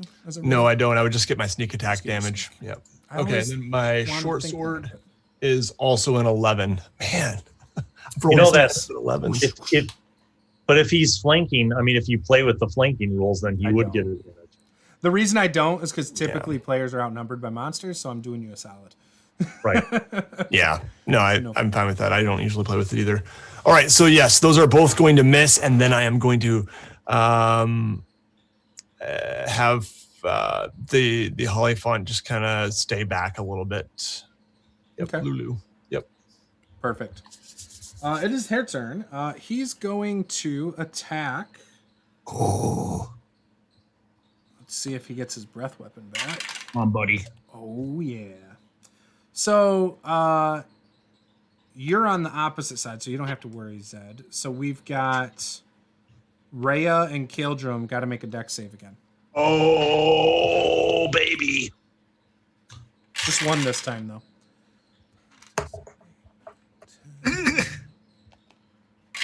Rhea did not make it. So it's 20 points of damage for Rhea. You got to beat a DC 12. Did you beat it, Caeldrim? Oh, no, there's no way. So you take 20 points of fire damage. Well, actually, you guys all see the fire breath curling away from my magical shield, which is protecting me from the brunt of the blow here. So Caeldrim has been taking half damage from all this magical firehound breath weapon. Weren't you just saying that your mace was where you got your power? I was just joking. You're a pretty good shield, you know. You know I could fireball you right now. Yeah, I know. Yeah, and your friends. Yeah, but then you'd fall into the hands of devils, and there would be anybody here to kill them for you. Yeah, True. Do you think they would free me from the shield, though? Oh no, don't think so. Are you gonna free me? Oh yeah, of course. As soon as we get to the end objective on the last page of this module, and we're done using you, we will definitely free you. Okay. Yeah, it is Vox's turn now. How bad is Caeldrim legitimately looking? I'm looking about halfway dead. He's charred. His hair is probably singed off quite a bit. Okay, because I'm gonna be honest that Rhea is bleeding everywhere. Like she is. Her arms are all blistered from the fire. Yeah, she had a couple, cuts on herself, but like this fire has just torn her apart. She's questioning whether or not her armor is even effective at this point, but she never gives up and she never surrenders. So she will continue to attack the Hellhound. So she is going to go first. Okay.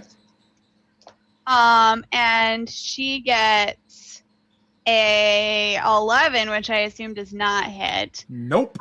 She crit fails, and she gets a 23. Hits.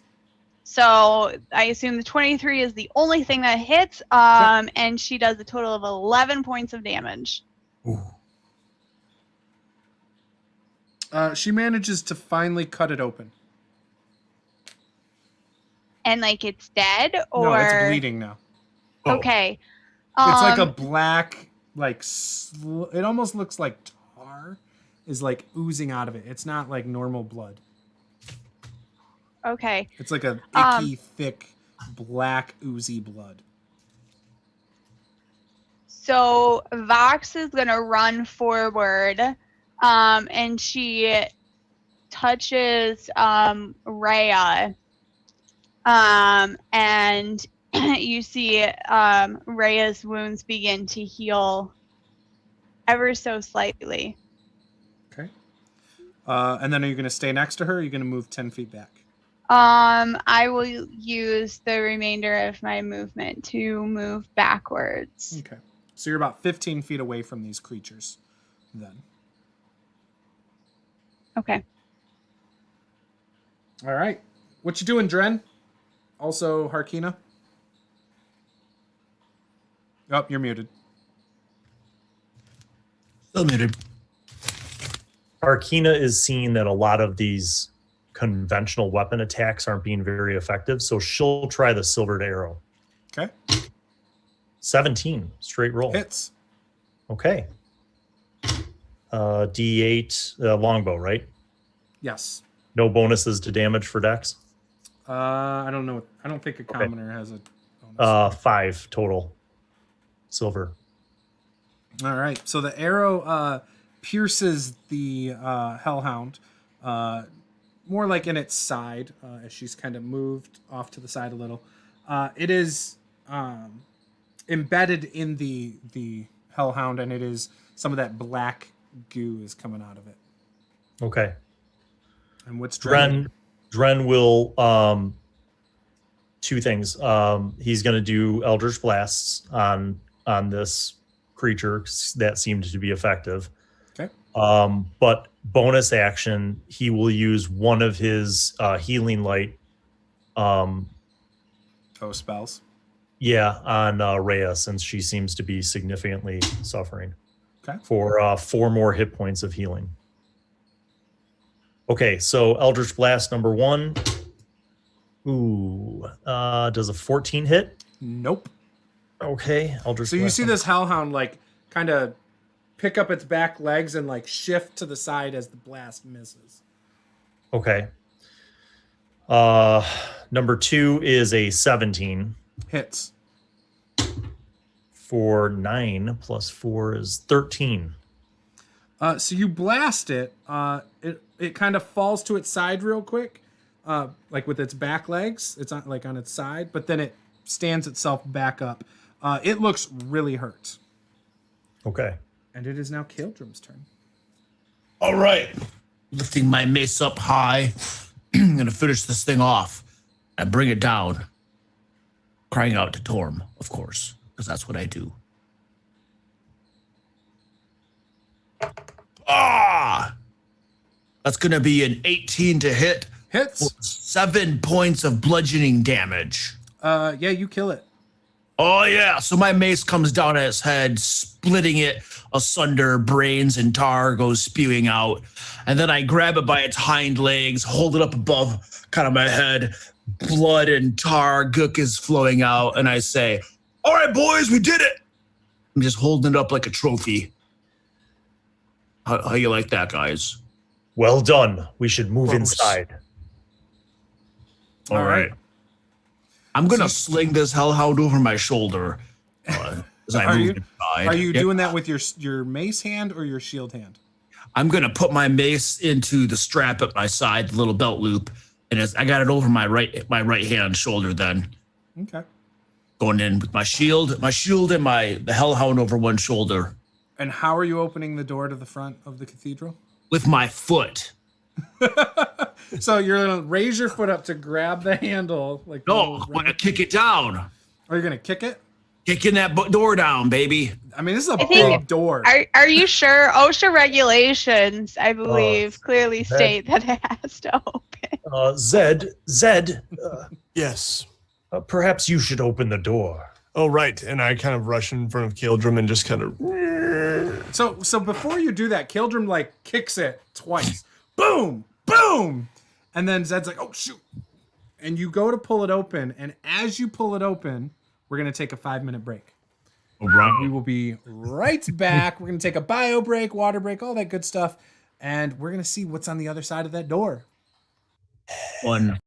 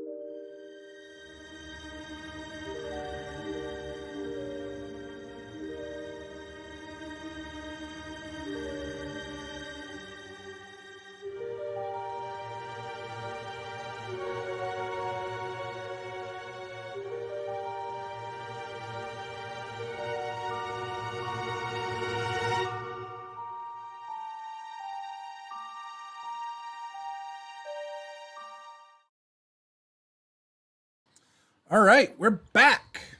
So let's get back into it.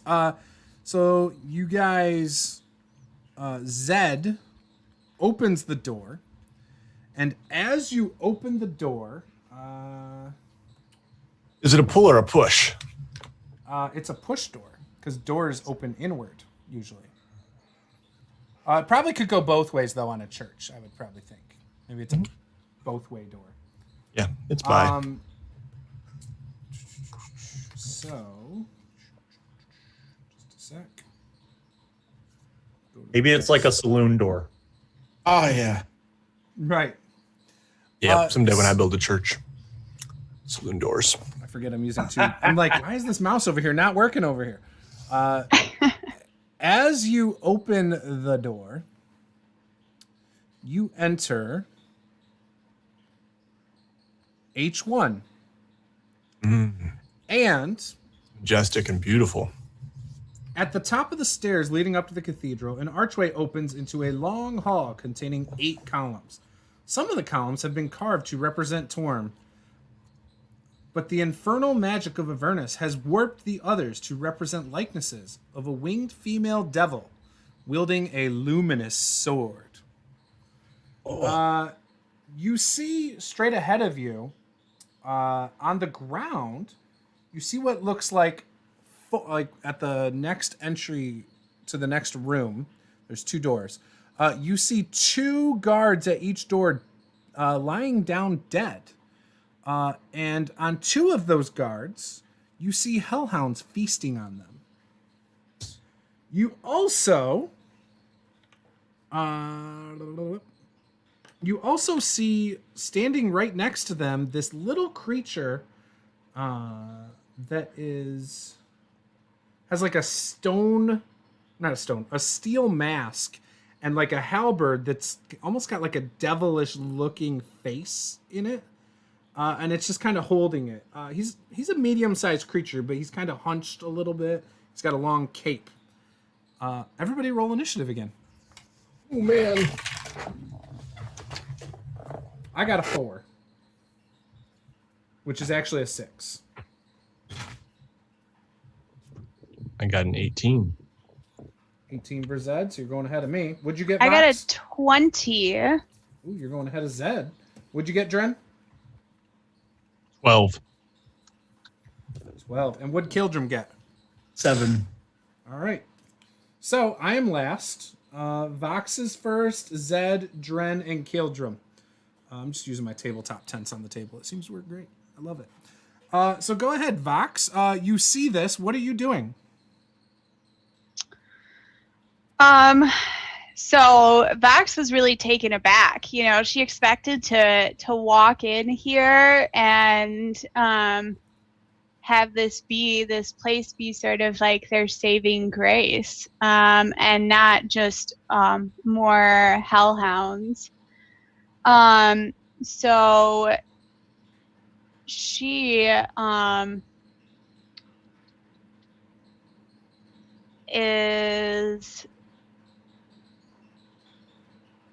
going to cast Thunderwave at 2 of the hellhounds that are also standing next to the little guy, right? Because you said there were 2 feasting on one of the bodies and that little guy was standing near them. Mm-hmm. So you're going to run ahead of everybody and then cast it, correct? You're going to be about 15 feet away from them to hit those 3 in the end of your cone? Yeah. Okay. Yeah. I think it's a cube. Is it a cube? Okay. But it's 15 feet, right? Cube. Yeah, but it's 15 feet. So I want to be as far away from them as possible. But basically, Vox will run forward, and she thrusts her arms forward, and you see this like wave of force come off from her, and hit these creatures. So it is a Constitution saving throw. Okay.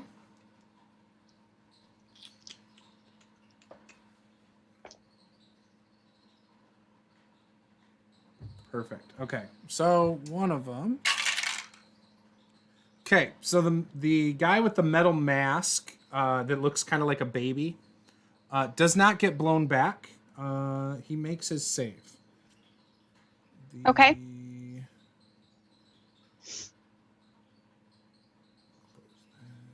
The Hellhounds, one of them fails. The other one makes its save. So one of them fails. Okay. So total, that is 19 points of damage, and half damage, for those who made it. Okay.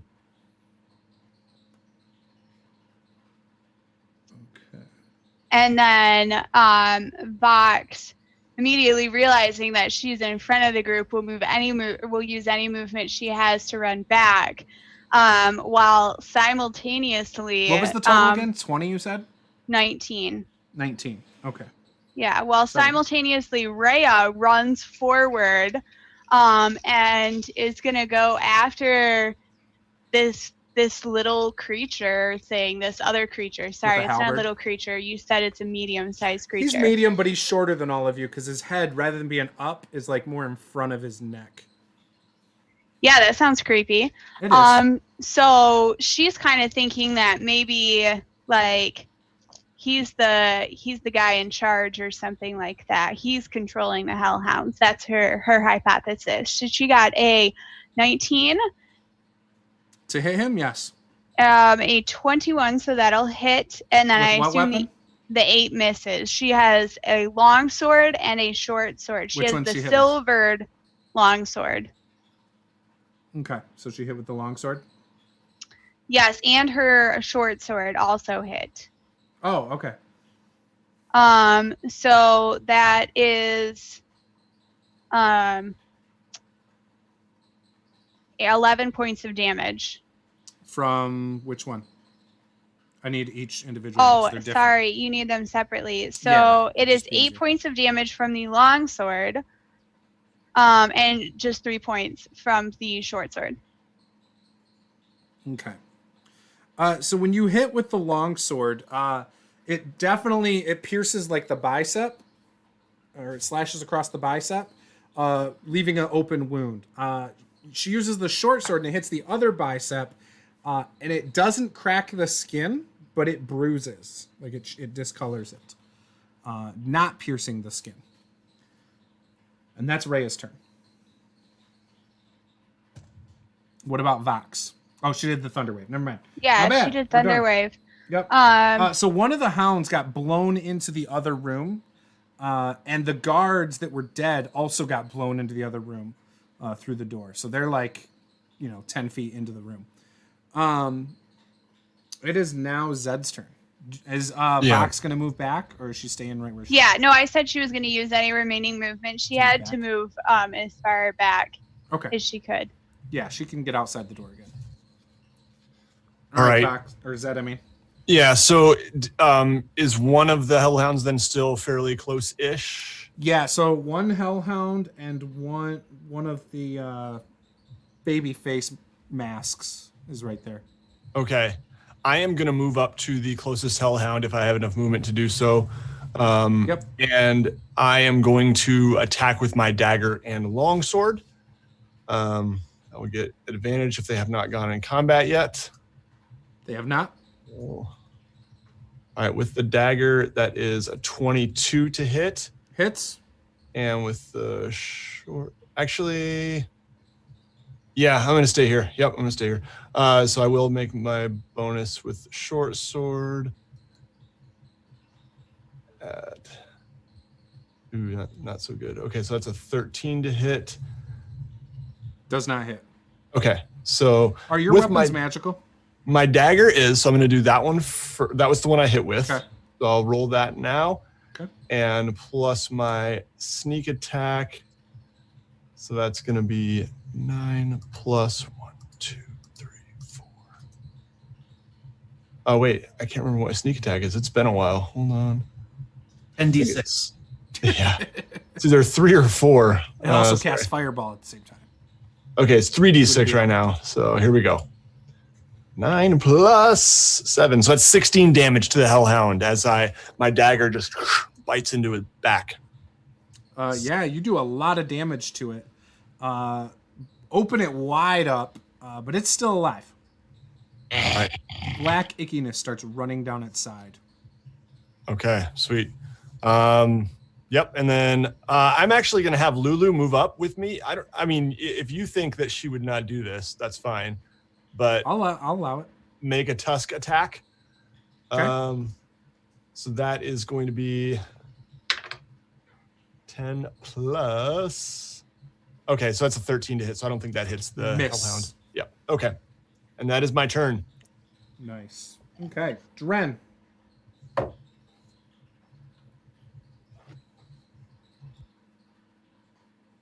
I'm going to have Harkina follow. So when I guess she saw the effectiveness. I don't know how many silver arrows she has. She has total. She had 20. She has 19 left. Okay, she's going to shoot the regular silver arrow. She had 20 at the armored weird glaive demon baby. Okay. That's an 11. Miss. Okay. Dren is going to call down the light of Lathander on that weird devil guy. Okay. And invoke Sacred Flame upon him. So he has to make a dex save. Is that radiant damage too? Yes, it is. My spell save DC is 15. Okay. Then he fails. So give me that damage. All right. That's 2d8 at 5th level. So a whopping 9 damage. Radiant.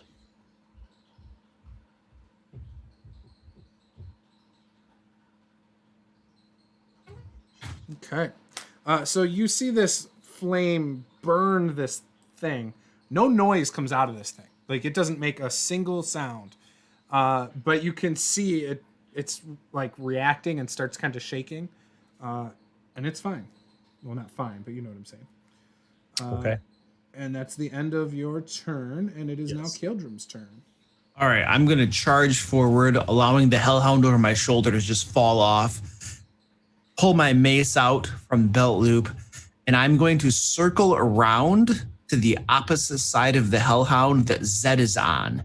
So that if it decides to breathe, it's going to pick one or the other and not get both of them. Okay. So I'm basically flanking it. Lifting my mace up and bringing it down on this thing's rump with all of my force. Okay. And... Ooh, 20 to hit for 8 magic damage. Yeah, you hit.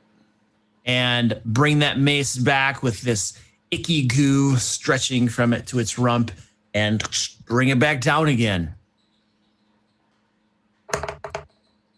This time, my mace goes flying wide, nearly hits Zed. I stumble to the side, recover myself, reset myself, and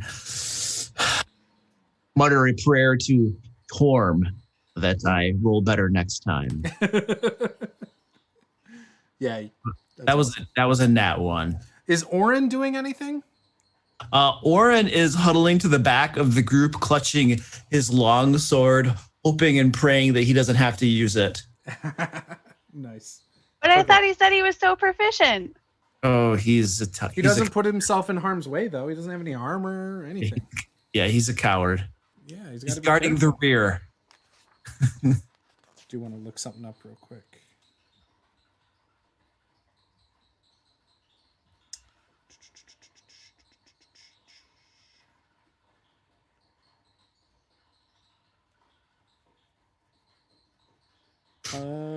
Okay. Yeah, he'll just stay back there. That's fine. And it is now their turn. So you are now in between two Hellhounds, Caeldrim, because the one that was blown into the other room. Okay. That one is going to come up and do its breath weapon. Give me a dex save. And Zed also has to make a dex save, and Rhea has to make a dex save.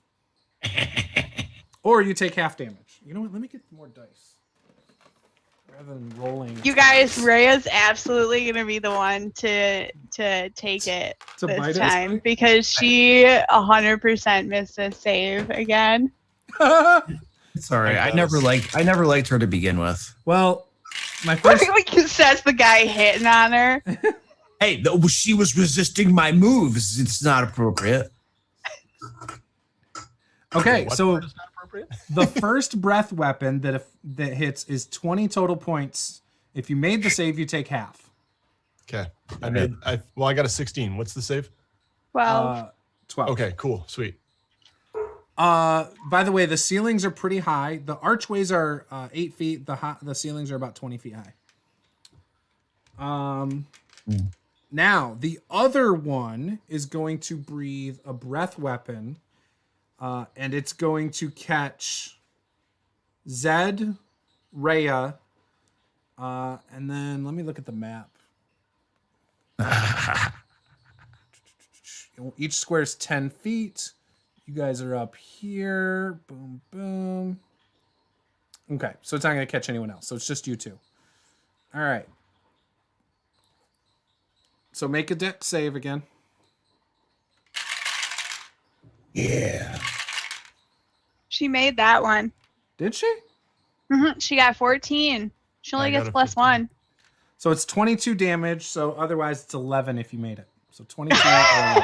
Well, as much as Rhea tried to dodge that one, and you see her successfully tumble to the side, unfortunately, it wasn't enough, and you notice that as she tumbles to the side, she doesn't appear to stand back up. Oh, she doesn't appear to stand back up. Well, next turn she might be making some death saves. Oh, she sure is. So that's cool. Now. Little girl. Perfect. Okay. So the baby-faced monster is going to come up and attack Caeldrim twice from the side. Ooh. Crit and a 22. The Assuming 22 the 22 misses. Ha But the Crazy. crit does not. You gave me this stupid shield, man. So you take 18 points of slashing damage. So you said he had a glaive or something? Halberd. Halberd. His halberd comes down, splits into my breastplate, just causing a massive wound. He yanks it out. My lifeblood begins flowing. Caeldrim drops to his knees, looks at this blood flowing out, looks up to this devil and says, "Torm, avenge me." And I collapse to the ground and I am not moving. Oh, I didn't expect that.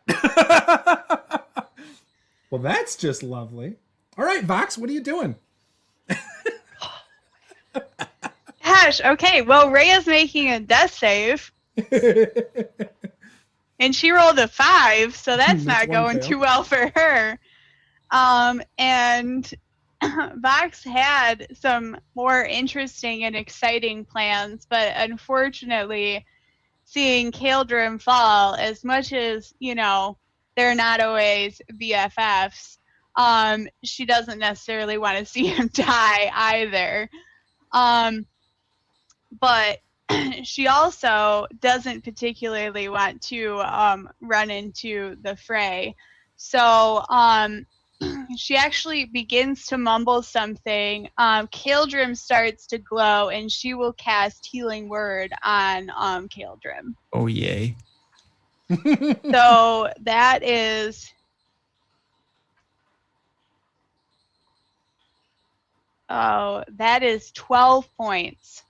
Dang, that's some healing word action. That's all I got left is a 3rd level spell slot and 1st level spell slot. So Healing Word is better at 3rd level than. So I don't know, man. That's all I got. Yeah.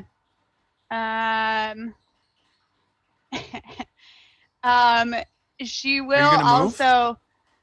Well, I'm standing in the doorway. I'm back, right? Yeah, it's a large doorway though too, so you're not Yeah. like blocking the doorway either. Are you wanting to move forward, move backwards? It's No, like a I don't want to 20-foot move doorway. forward. I don't want to move forward. I'll Okay. just stay where I am because they're all the way up there. Okay. Yeah. And then I will actually yell at Caeldrim, you better make it count this time. And we'll count that as Bardic Inspiration for Caeldrim. That's it. Okay. Great. All right, Zed, you saw 2 companions fall. Okay, so Caeldrim is Oh, I conscious forgot your now. Holly font should have made the save too. Do yeah. the deck save real quick for the Holly font twice. Yeah. Okay, so that's an 18 on the first one. And the second one is a 6 plus, probably not 6 here. Yeah, so fails the second one. So it takes 22 on the second one, I think, and the first one was like, because it made it was like 9.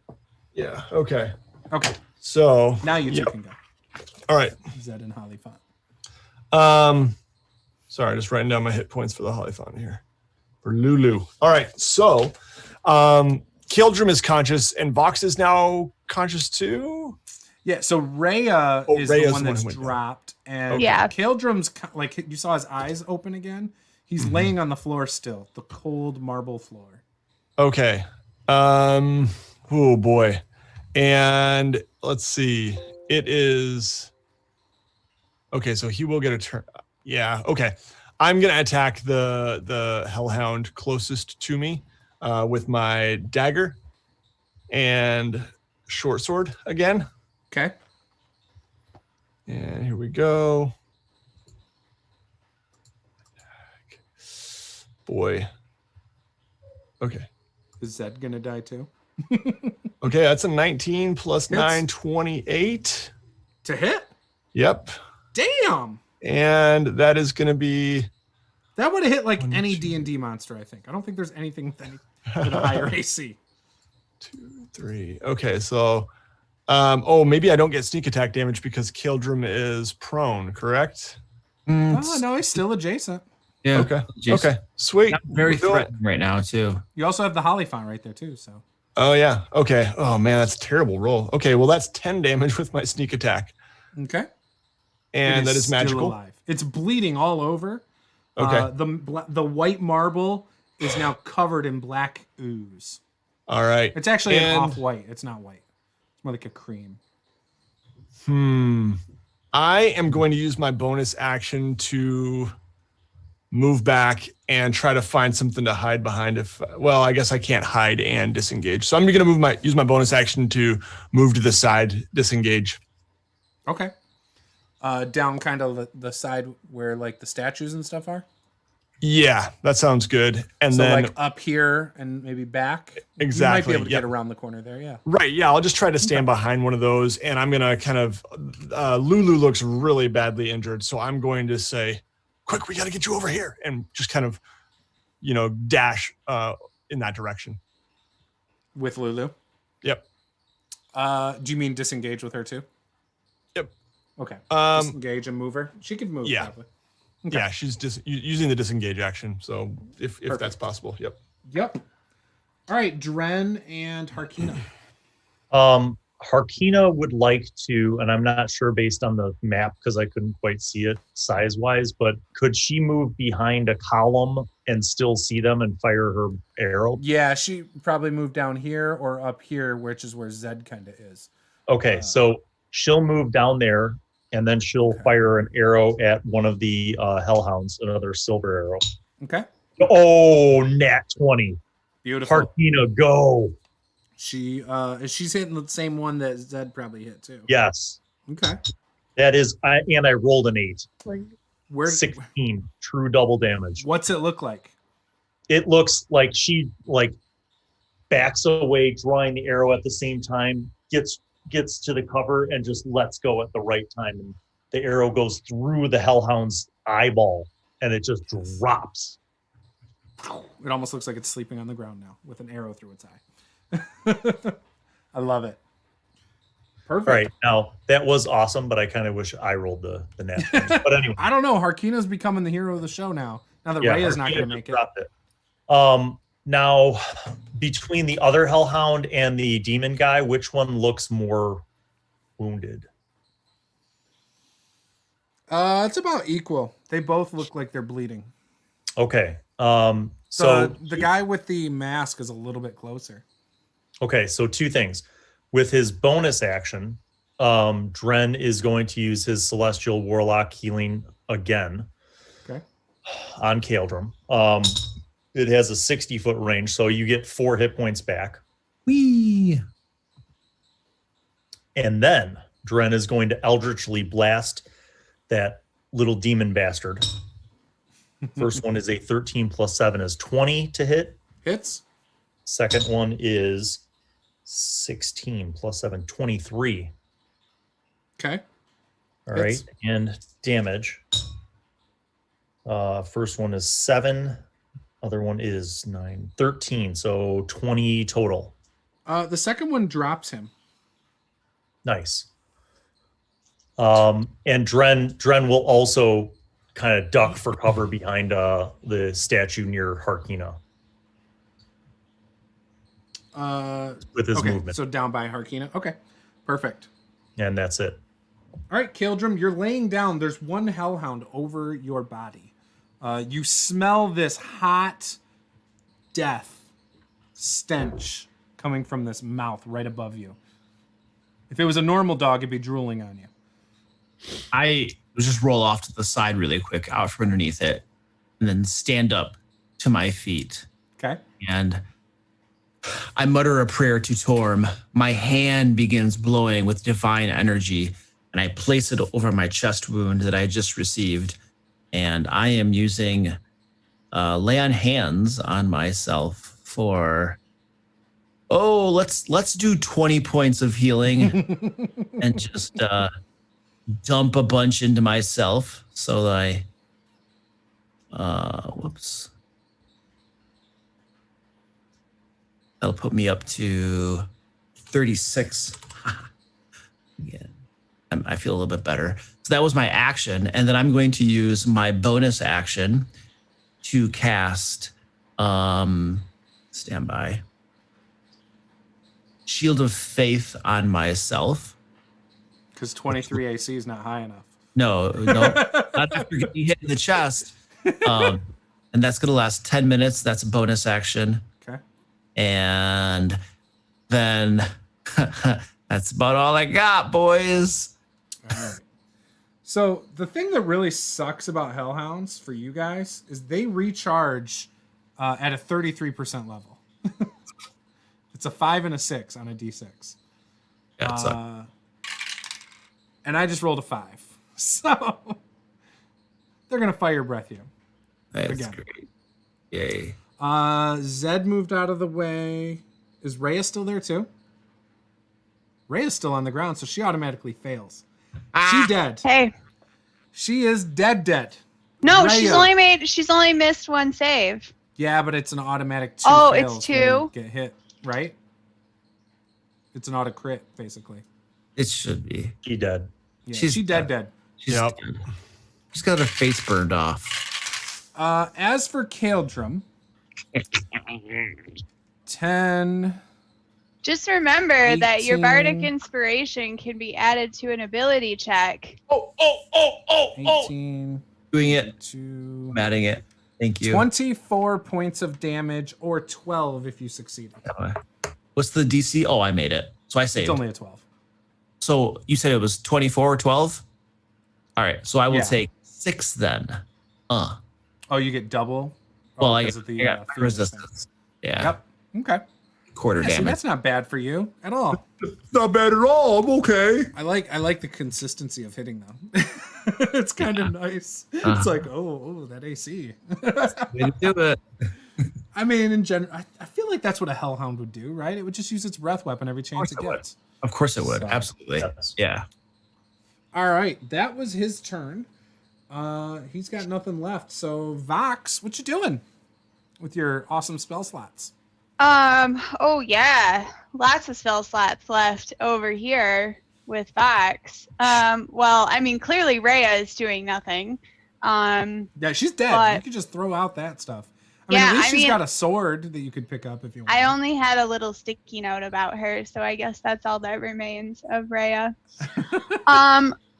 So Vox really doesn't have a lot of options. She's also kind of worried about, Caeldrim's ability to take on this hellhound without Rhea's help, because she was like part of that sort of frontline fire.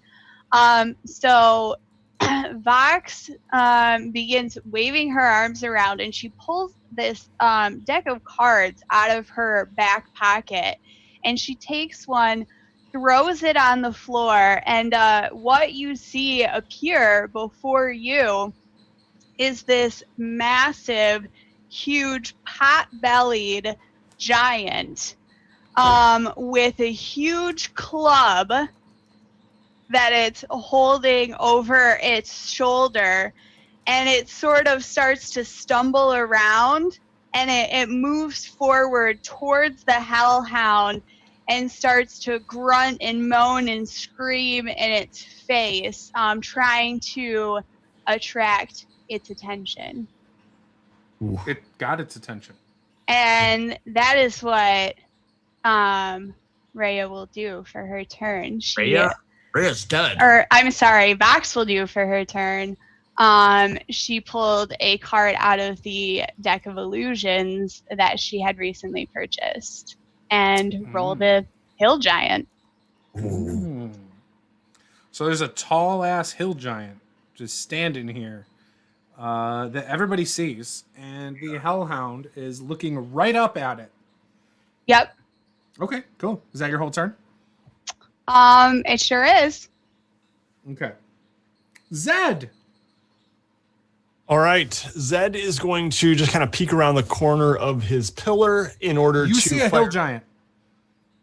Okay.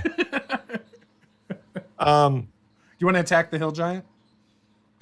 I'm kidding. Yeah, no, I'm gonna go with the hellhound. Okay. So yeah, I'll just roll that damage if I hit, if that's cool. Yep. Okay, so here we go. Oh. Nope. That's gonna be an 11 to hit with the hand crossbow. Miss. And crossbows have the reload property, I think, so you can't just shoot and shoot. No, that's all I'm gonna do. Okay. You want to move, or are you gonna stay there? You gonna hide? I'm gonna stay here. Yeah. I'm gonna use a bonus action to hide. Okay. What about the Hollyphant? Staying with me. Beautiful. Yeah, that Hollyphant Floating might and come in bleeding. very helpful later on. You might not want to get it killed. Yeah. The way Paula got Rhea killed. Yeah, don't do that. Look, I tried to save her. Rhea had a good run. Rhea was about to level up too, man. Jeez. Don't tell us those things. Dren. Yeah, but we don't want her to take all the glory from us, right? Right? Yeah, of course not. Yeah. It's better to be dead and have glory than alive with no glory. Right. Right. Dren and Harkina. Arkina firing off another silver arrow with a hearty 16. That will hit. All right. Silver arrow up on that for Harkina's stealing the 7. glory. Oh, nice. 7 hit points of silver arrow damage to the hellhound. Yes. Okay. And then Dren will also peer around and fire off 2 more Eldritch Blasts at the hellhound, hoping that it'll be defeated. 13 7 is 20. That's a hit. And a nat 20. Oh, there it is. All right. The first one, normal damage, is 9 plus 4, 13. The second is the double damage, so 15 plus 4 is 19. So 32. You killed it. You blew it off into the next room. Oh. And one more use of the healing light. Did you say Vox was also part of that last blast of fire? Does she look wounded? No, it was Rhea she's that good. was. Okay, so Rhea's Vox just is at full health. She's doing great. Okay. Vox is like right next to you. Okay. She's hanging out in the back. That's it for Dren. They're dead. seems like combat has ended. So you guys are in this foyer area and in H1. And these all these little like triangle things are statues. Mostly of Torm and devils. Like Arkina would like to go and reclaim her silver arrows. Okay, she can reclaim half of them. Okay. And looking at the art on the walls, you guys notice something a little odd. All the art appears to be of like demons, like torturing people. Or not demons, devils, like showing their superiority and strength, dominating people, enslaving people, torturing people. It shows mortals succumbing to temptation, all sorts of things like that.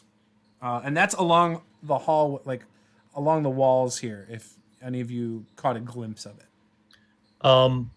Point of order. Lulu is wounded. Yes. I'm going to use Healing Hand on Lulu as well. For 6. As he heals Lulu, I groan over my own injuries. How groaned are you? Like half groaned. Okay, well, you're about to get a Cure Wounds. And Arkina says, you guys are spending a lot of resources on the crybaby over there. Hey, I mean, that's why he's doing it, not me. So that was 6 for Lulu. You didn't hear that, Caeldrim. She whispered it. Oh, okay. 6 for Lulu and 17 from the Cure Wounds, the 3rd level Cure Wounds for Caeldrim. Well, thank you. That pretty much tops me off. Beautiful. I just want to point out, ladies and gentlemen, that Caeldrim is doing his job. I go in front, I get beat on, so the rest of you don't take any damage. Yes. All right. So let's be clear Some about of us that. still take some damage, but yeah. It's perfect. Yeah, well, Dren looks to Caeldrim and says, "That is why you are our leader." Yeah, you just talk to Vox and try to convince her of that. I mean, I'm sorry. Who saved you back there? Who brought you back? Sass. That's what we get. We get sass. That's why we don't talk to her. Mm-hmm. Mm-hmm. All right. So H1, Arkina tells you, Dren, that this is the Hall of Heroes. I mean, the people must be in here somewhere. I quickly examining these blasphemous artistic depictions. Mm-hmm. Arcana 16 plus 3, 19. I mean, is it safe to assume that this is like the statues that we saw outside where they were? You would assume so. Just your knowledge in general, though, isn't helping you to figure that out. But you would assume that yes. So I'm going to do, just as a little experiment, I'm going to call down Sacred Flame, which is not actual fire, but radiant energy on one of these paintings. Does it turn back to its original form? So you see for a second, it blasts it, and you see for a second a normal positive painting of Torm looking over his people, but then it goes right back to the fiendish thing that it was depicting before. It is my belief, my friends, that somehow this temple has been cursed. We must cleanse it and purify it once more. Certainly would appear that way. Zed is going to pull out a healing potion and take this. I kind of feel like we just need to get the whole city back to the prime material plane, and that's going to solve a lot of problems too. Indeed. Because if we as soon as you say that, you all feel a earthquake. Do me a favor. Everybody roll a dex save to stay on your feet. Oh, man. Come on with these dex saves. You only have to beat a 10 or fall prone. That's a 23. Okay. Anybody not make it? I did not make it. Okay. Arkina did, though. Did Caeldrim? I made it. Yeah. Okay, what was I got a 10, so probably not. So you made it, barely. Okay. Now, as you fall prone, Dren, there's debris that starts falling from the ceiling. Give me a new deck save. Anyone who failed is at a disadvantage, and you have to beat 15 this time. Oh dear. Okay, so nope, still failed. I was psyched because I rolled pretty well even at disadvantage, but I don't have a very great deck save. So anybody who failed is going to take 4 bludgeoning damage as rocks are crumbling and falling on your head or back or whatever. Oh.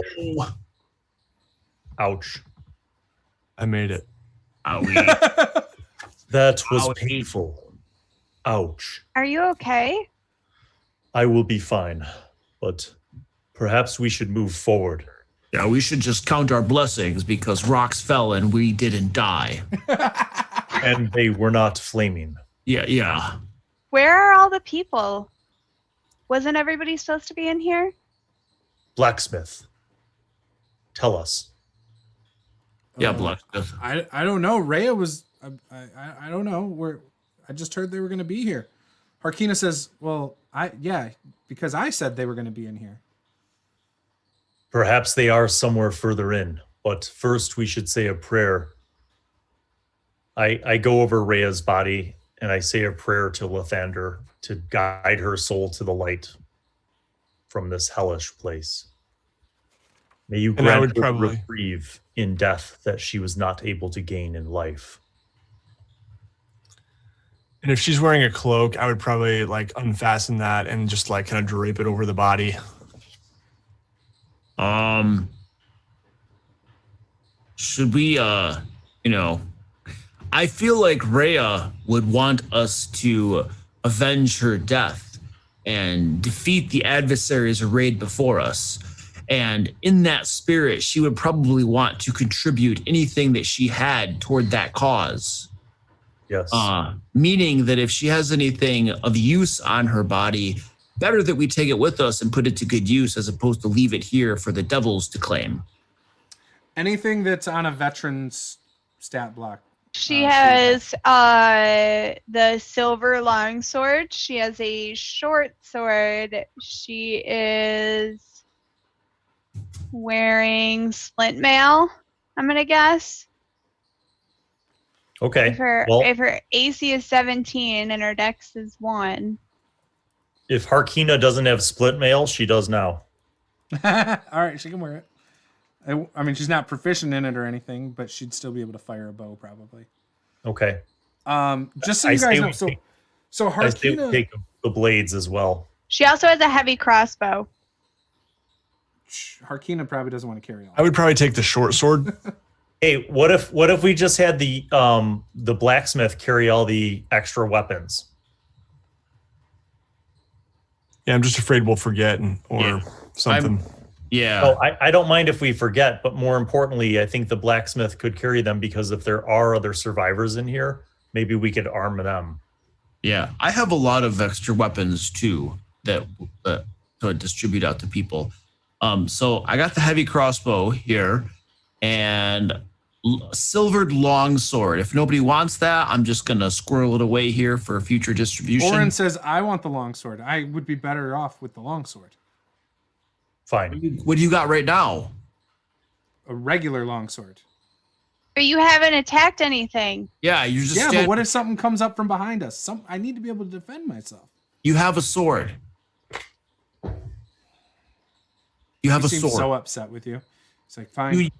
Listen, a silver sword isn't going to do jack diddly squat anyway. I saw what happened to that metal face thing, and regular stuff wasn't hurting him the way the silvered stuff was. It's a figment of your I would imagination. just like to stay alive. That's all I'm saying. Just don't trust you. So just a reminder, guys, Harkina had told you guys that Grand Duke Alder Ravengard might be here if he was meeting with the leaders of El Terrell. Because she had heard that this is where everyone was trying to get to. And she tells you right now, she's like, they're probably somewhere in the basement. We need to find our way into the basement. What was his name? Grand Duke what? Elder Ravengard. He's from Baldur's Gate. He's one of the 4 He came here before the campaign started. And by here, I mean El Terrell. Can we see the map again? Are there? I mean, can we see doors or something There's that two we doors. would think? One there. We and haven't one gone there. through those doors yet. I thought No, we were you in the guys next came section. through this big opening into the Okay. hall. All right. which- Well, let's go through those doors then. How about and this time continue Zed on. goes through quietly and scouts it out first instead of us kicking the door and alerting people that Well, we're coming? I mean, I think they've probably already heard us at this point. Don't you think? Possibly. I mean, the first thing I cast was Thunder Wave, so I'm gonna go with yeah. But if there were survivors, they might have thought that there were perhaps more creatures and might not know who we are. We should still Okay. be cautious. I can just, try to You crack guys a can door. see in this room because remember the door is hound and the broken. bodies Yeah. got blown through it. Okay. When you look into here, so this is an overhang, and then it goes to a high ceiling that you can't see over here. So just so you know, the squiggly line, that's what it is. It's just elevation change.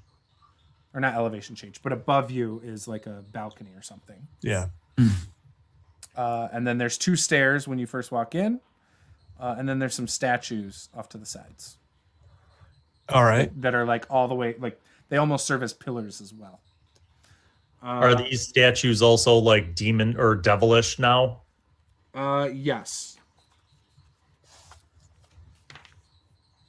Dren is So very aware. I mean, I see this part on there that says down to catacombs, so let's go in that direction. Wow. Does sound attractive. Wow. yeah, there's no stairs there though.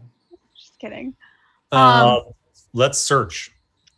So Perhaps Zed would be Okay, able so you to guys find are in H2. So H2 is a foyer, it has 2 circular stairwells, each leading up to another area. There's decorated pillars here. They depict symbols and scenes representative of Torm. So they're actually not devilish. There's curtains. Some of them are shredded by weapons or claw marks.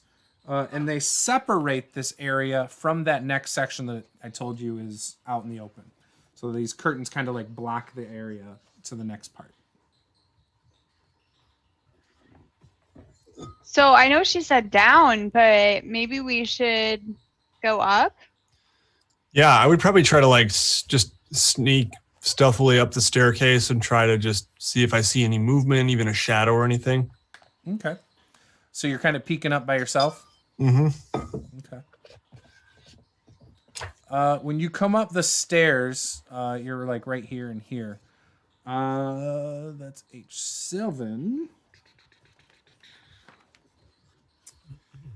Situated atop this balcony is a magnificent pipe organ. Its ivory keys practically glow, even as its ebony keys seem to absorb all light.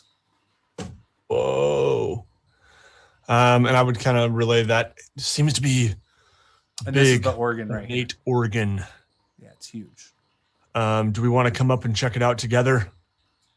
Just in case there's something up here? No? Yeah, I want to go check it out. Dren is shaking his head. Dren, why are you shaking your head? Organs make noise.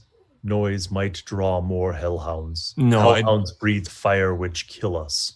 No, but if there are people still in here, perhaps we could play some music that would inspire them, that would make them feel calm, that would, ease their worries, Dren. Harkina speaks up and says, "Guys, can me and my boys stay in the Hall of Heroes and hide down the hall there, maybe behind the Yes. statue?"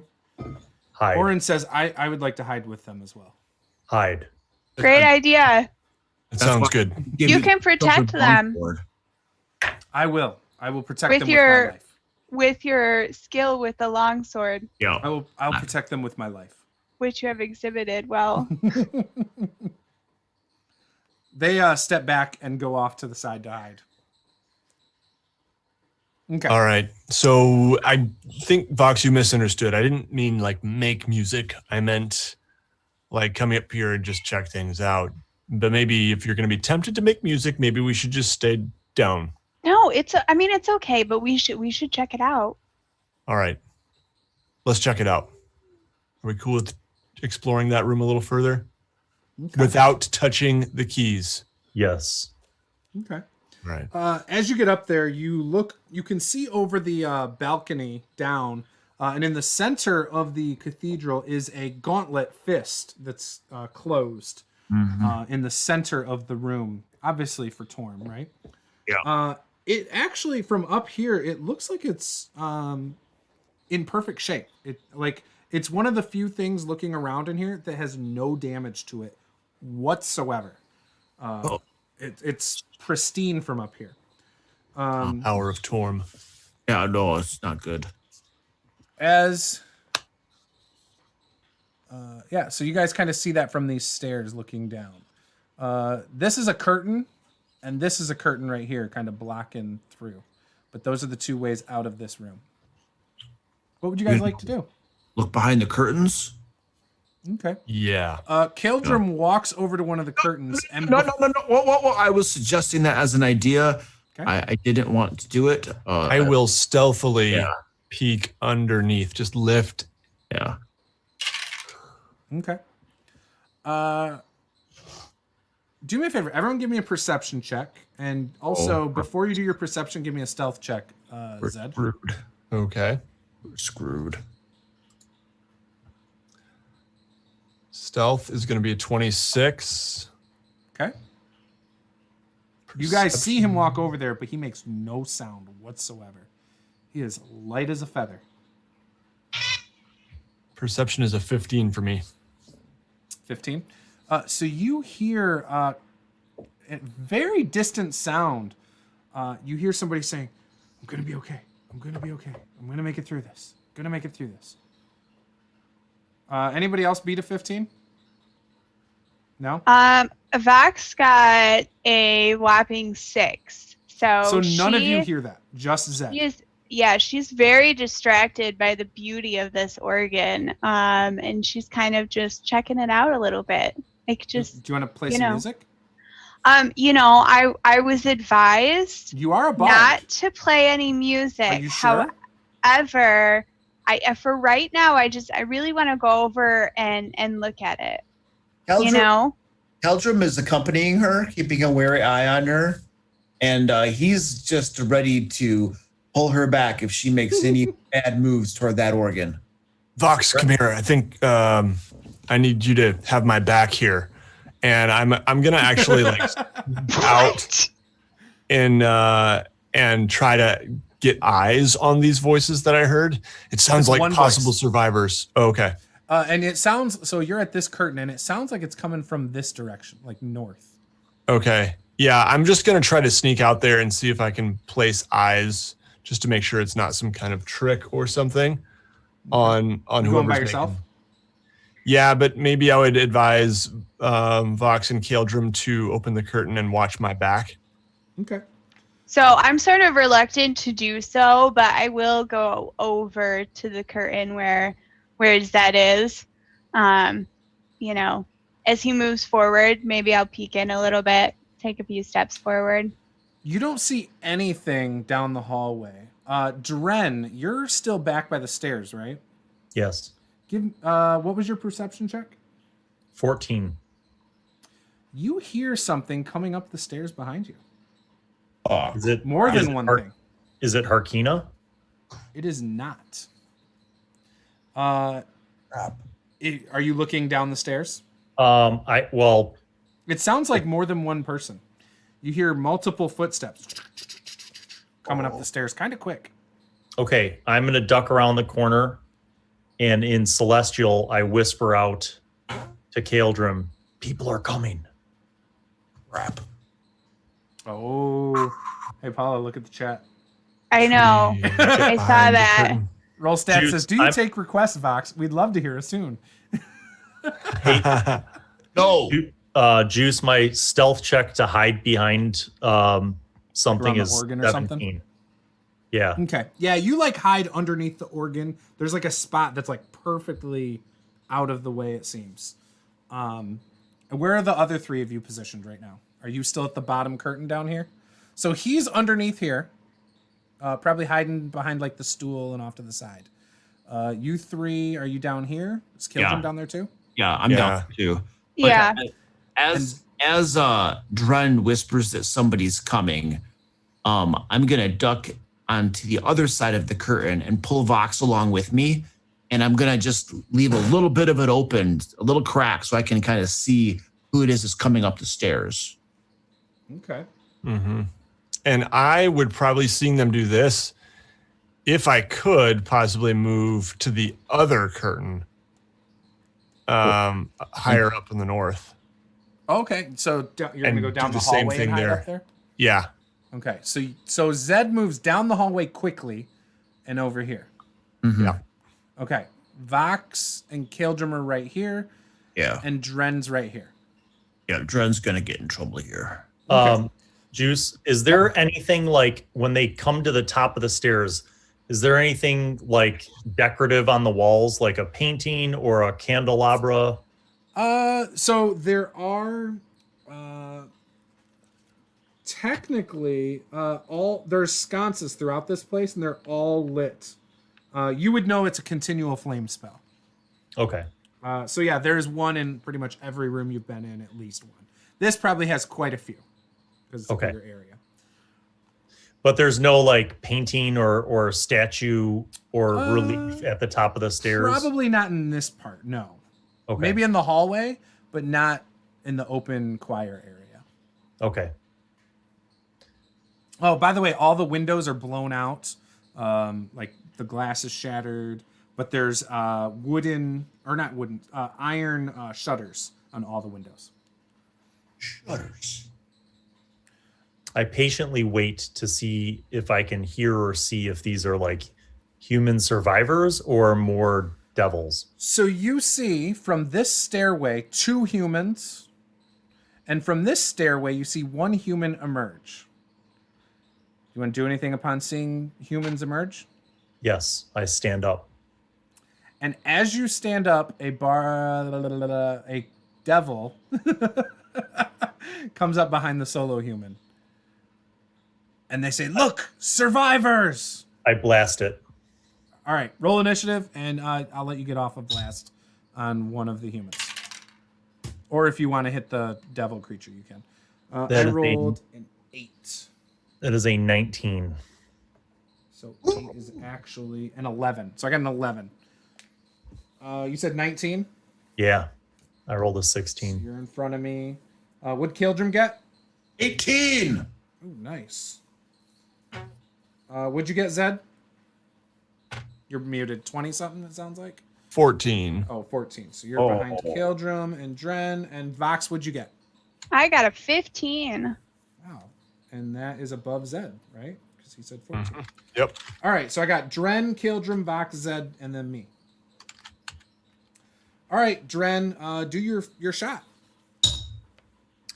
So that's a 24 to hit. Are you aiming for the devil thing, or are you aiming Yes. for the... Okay. Yeah, I don't. So he will have some cover, just because the people in the stairway Oh. railing and stuff.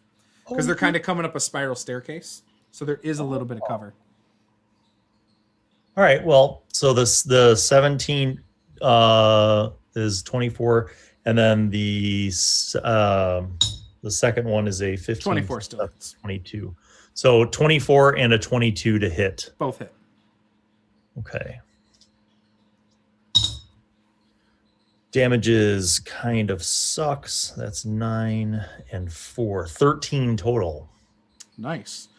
So you blast this thing with your Eldritch Blast as you stand next to the organ. Yes. It hits him pretty hard. He's kind of small. He's still a medium-sized creature, but he's got barbs all over like his head, his arms, his tail. He's like a green with like a white belly, like almost looks like a frog complexion. And he's got like these long webbed claws. And same thing with his feet. His feet are clawed and webbed as well. Okay. I'm going to save my bonus action. Okay. And I just yell, "Bad guys!" All right. Caeldrim. All right. Caeldrim is charging back through that curtain, mace held high, as I see my companion Dren exposed there with a bunch of demons and humanoids coming up. You can close on 2 humanoids this turn if you wanted to. Otherwise, you'd have to do your full movement, and then next turn you could make it to the other stairway. Okay, the 2 humanoids, that'll work. So I charge into the midst of those 2 humanoids, bang my mace upon my shield, and say, "Let's go! Bring it!" And sorry, go ahead. Fools! I am a paladin of Torm, and I have come to cleanse this cathedral. So the humans, so you know, have scimitars and daggers drawn, by the way. Okay. I'm just letting you know what weapons they have. Yeah, I'm charging into the middle of them, and then I am dodging. Perfect. Okay. Vox. You're muted. Make me yell at you. Sorry, I unmuted and then I remuted myself on accident because I was so aggressively clicking. You're so excited. So you want to take your turn and just play the organ? There are how many devils? So you are at the northern... No, you're at the southern... curtain. Right. So actually, yes. So let me take this back. Caeldrim, you were able to close on the one devil and the human. I'm sorry. Zed was the one that went to the north side. So you're in between those 2. And Vox, you're at the same side. You're on the south part, so you are closer to the devil and the one human. Right, but total, I want to understand. There's 3 coming total up the humans. Stairs, There's 3 one humans. devil. One devil. Okay.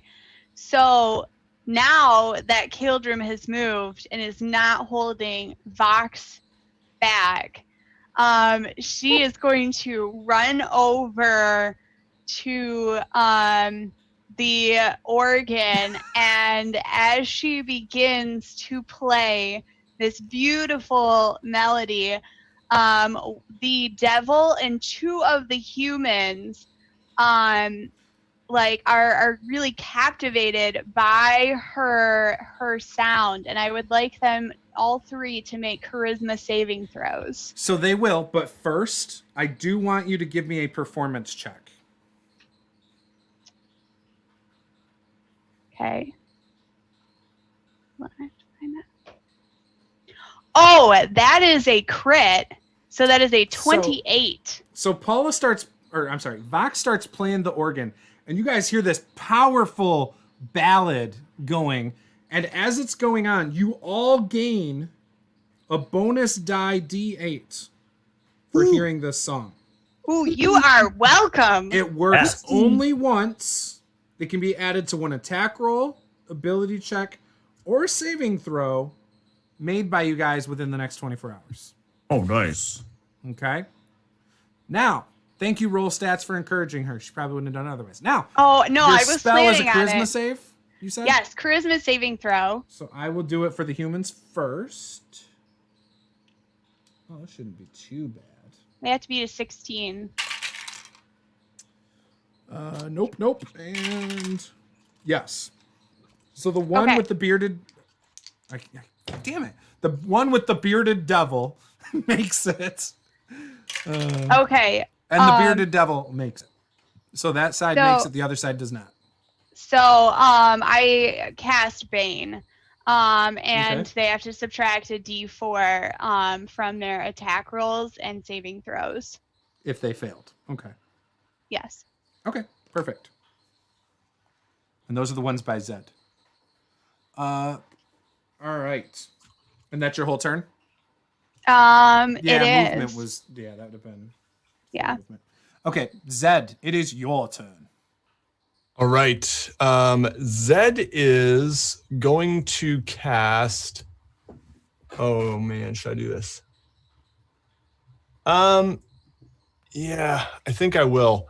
I extend my hand and I'm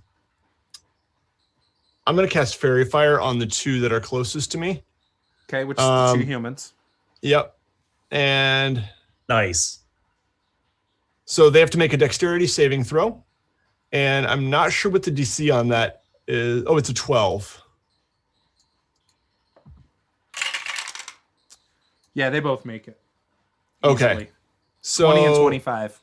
Yeah, so then nothing happens. Within the spell, okay. If it fails at exterior for the duration. Yep. All right, and then I am going to move up in. No, actually, I'm gonna stay hidden behind the curtain. Yep. All right. I pretty much just have kind of like reached out there and. Are you using a stealth check to hide then? Yeah, sure. Okay, give me a stealth check. Beat a 10. And you get advantage. Yep, that's yeah. I easily make it. Cool. All right. It is now their turn. So they don't see you. The two up top see Dren in front of the organ, and they see Vox in front of the organ. One of them is going to attack. You said it's a D4 Bane against him? Okay. Yeah. One of them is going to attack Dren. Wow, -1. I rolled a 4 on the... Yeah. So he misses you with his first attack. His second attack with the scimitar on Dren. Oh my gosh. So he breaks his scimitar, hitting you. He rolled a nat 1 -3. And then his dagger now with Bane. Oh my gosh. I have never rolled 3 under 5s ever in my life in a row. And I just did that. So he misses with that too. Now, the one attacking Paula gets 3 attacks. Or, I'm sorry, Vox. Okay, I rolled a 2 on the D20. That's not going to do it. A 6! Yay! Miss. Yeah, that's... Ooh, here we go. Okay, so that would have been... Does a 13 doesn't hit you, does it? No, because you got 16 now. All right, so he missed on all 3 of his attacks on you. Caeldrim is in between the other 2. Yeah. The first one is going to... The human is going to do his 3 attacks on you first. So he slashes at you with a scimitar. All at disadvantage. As a reminder, all disadvantage because I have... I'm dodging. Dodge. Good call, because otherwise you would have been hit probably. Second attack with disadvantage. Ooh, that still misses because of that stupid ass shield. And the third attack with the dagger, yeah, that misses too. All right, that's no more playing around. Let's bring out the other. Thank you.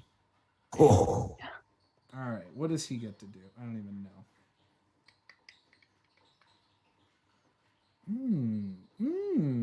Okay. So he is going to... Well, that's no good. All right, he's just going to make 2 attacks with his claws, and he's going to hurl a flame at Vox. Why not? Since she played the music. So 2 claws on Caeldrim. Oh, baby. Disadvantage. Yep. Failed 1. All right, that's going to hit. That is a 17 and a 19 on the die. 23 hits. Yeah. Okay, Yep. perfect. It's not that much though. So that's... You know what? 5 points on Caeldrim. Actually, Go ahead, Paula. the one on me. Hasn't hit you yet. He hasn't tried. Oh, okay. And oh, you talking about the one from earlier, the human? No, never mind. Oh, okay. Continue on. So I thought now- that the 23 was me. Sorry, that I was was Caeldrim. confused. Okay. Now he's going to hurl a flame at you, Paula. If that's He's going a to shoot fire. if that's a ranged attack, he's adjacent to me, so I think that would be disadvantage. Opportunity. Yeah, I would say I thought it was. Does that opportunity. still work that way even if No. you're within 5 feet of him? I thought it was only if his target's within 5 feet. Oh no, yeah. No. If you try to make a ranged attack and you're Because he's adjacent to an distracted. enemy, yeah, you take disadvantage. I'll take it. I'll doesn't- take those odds. It doesn't opportunity attack He range. misses, so it doesn't matter. Doesn't even matter. Okay. Well, cool. All right. I was going to use a reaction to impose disadvantage if I had to. So guess I can save that. Oh, I'm using the wrong one. That's okay. I'll just switch those. Okay, so it is now Dren's turn. I'm using the wrong devil. Okay, so the devil that just attacked, how close is he? Like, he's still is at the stairs. Yeah, So- he's still so over at the he- stairs. So he's not over by the guys who are trying to hit Caeldrim? He is with Caeldrim. So Caeldrim has a human and he has the devil next to him. You and Vox each have a human on you. Okay. So for that presents a problem. All right, the human that is on me must suffer for his blasphemous ways. I'm going to chill touch him. Okay.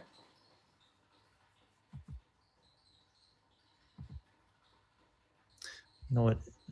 It's aggravating when someone has the audacity to step that close to me. All right. I guess he'll be chill touched.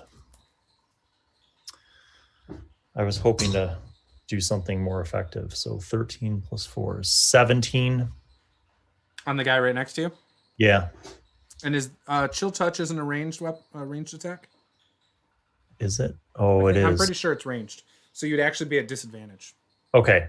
So I'm sorry. I'm thinking older editions where it was actually a touch.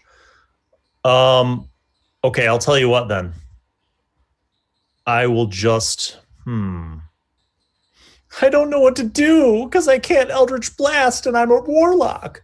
I'm just gonna Eldritch Blast him anyway at disadvantage. So I rolled a 14 and a 13. The 13's the lower of the two, and that would be a 20. Is that right? 20 to hit. Let me just double check that. Yes, 20 to hit. Okay. That hits. That was with disadvantage. The second blast with disadvantage. And you're hitting one of the humans. The one right in front of me. Yeah. Okay. Would be a 15 or an 8. The 8 being the lower of the two would be a total of 15. Does that hit? Yes. Okay, so 2 Eldritch Blasts that hit, doing 14 plus 7. Yeah. So 21. All right. So you hit him. He's hurt. Okay, Kind of I'm going to save my blasts him. bonus He's like- action. And like lights him up, right? Because it's like just this huge impact. Yeah. And like you just see him kind of like bend backwards a little bit with it. And then that was your whole turn? Yep. Okay, cool. I'm Caeldrim. saving my bonus action. Okay. Caeldrim? All right, so I have this devil on me and 2 humans, correct? Yes. No, 1 human. 1 human? Yep, who gets 3 attacks. All right. They both get 3 attacks, actually.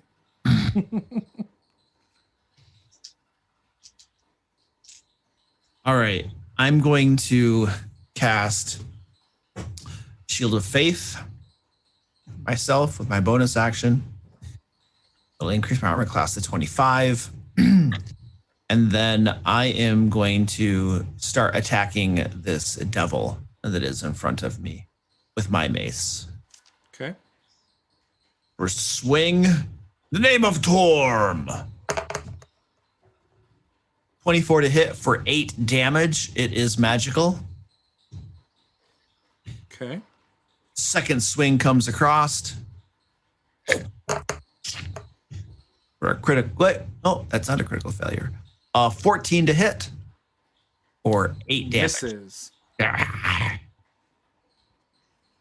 And in turn. Okay. Vox. So this Barb Devil is going pretty strong. You've got 2 humans kind of close to you. One's on you. The other one's on Dren next to you. Yes. Vox is going to continue playing this tune, and being that she is doing so well, she is so talented. She's actually going to do it one-handed, while with her free hand, she will actually bring it up. She traces a symbol in the air which turns gold, and some golden dust falls on her, and she casts Blade Ward on herself, and then she puts her hand down and continues playing her tune. Give me a charisma performance check on the organ again.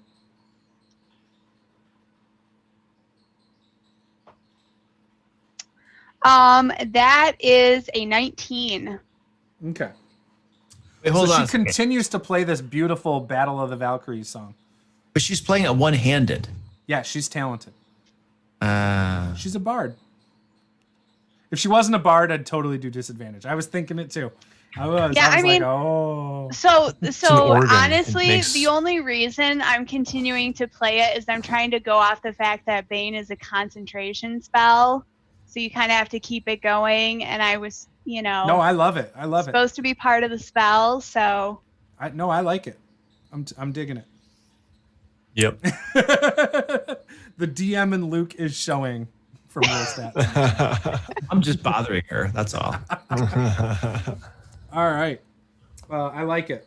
Is that all? Is that your whole turn? That is it. All right, Zed and Lulu.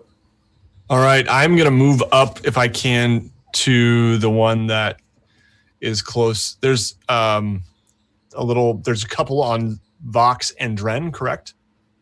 Yeah, there's two over there, which is actually the closest ones to you, yes. Okay, yep, I'm going to move up to them and I am going to attack. And as they I can't see you, so you get advantage. The curtain goes out and I sneak up and I will attack. Here we go. First with the dagger. That'd be the one on Dren is the closest one. Okay. And that is a natural 20. Oh, plus sneak attack. Yep. So we're going to do... It's a lot of damage. It's a lot of damage. Okay, so there's that. Okay, so 9, and then my sneak attack will be 1, 2, 3. Roll. Oh my gosh. I kind of hope you kill him. Okay, so that's 17 damage with my magical dagger. That's it? That's Yep. with sneak and everything? And the Yep. That's like double the damage dice. Yep, I mean, it's a D4. You said 17? Yeah, Yeah, but your sneak attack damage is not a D4. right. And my sneak attack was a 1 and a 4 and a 3. Damn. So, yeah. All right. Sorry. I'm not trying to poo-poo on your crit. No, I was that's actually fine. really excited for high damage, and it just didn't happen. Well, high damage for me is, yeah. Anyway, even You my hurt short him. He's sword is not- bleeding pretty bad. Okay, You so stab that's- him in where his kidneys are. Cool. Then I am going to swing with my short sword as well and see that he is injured badly. Hopefully. Okay. That's going to be a 12 to hit. Does not hit. Okay.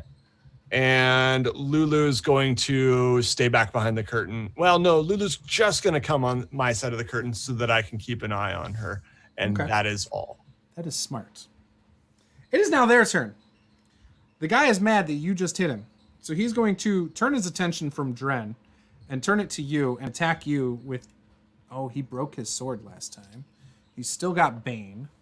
So he's going to use his dagger twice. So let's do first attack. 11 misses. Oh, there we go. Does a 17 hit?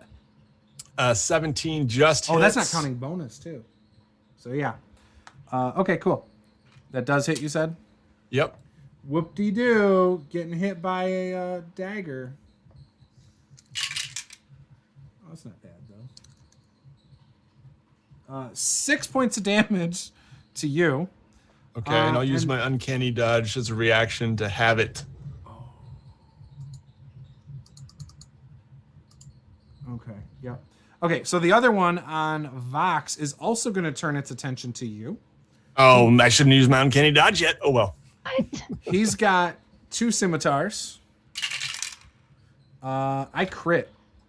So I definitely shouldn't have used my uncanny dodge that yet. still works with the D4 minus 1. I mean, that's still a crit. So we're just going to go with it. Yeah, sure. I think that's how that would work. So you take 7, 8, 9, 10 points of damage from the first scimitar attack. Second scimitar attack misses. And then the dagger attack will miss as well. All right, now, Caeldrim has a barbed devil grappling at him. So give me an opposed grapple check. Oh. So athletics check. Yes. Did you get a? What'd you get? I got a 12. 10. Yeah! Woo! All right, you are grappled. At the start of each of its turns, the barbed devil. So okay, it's not the start.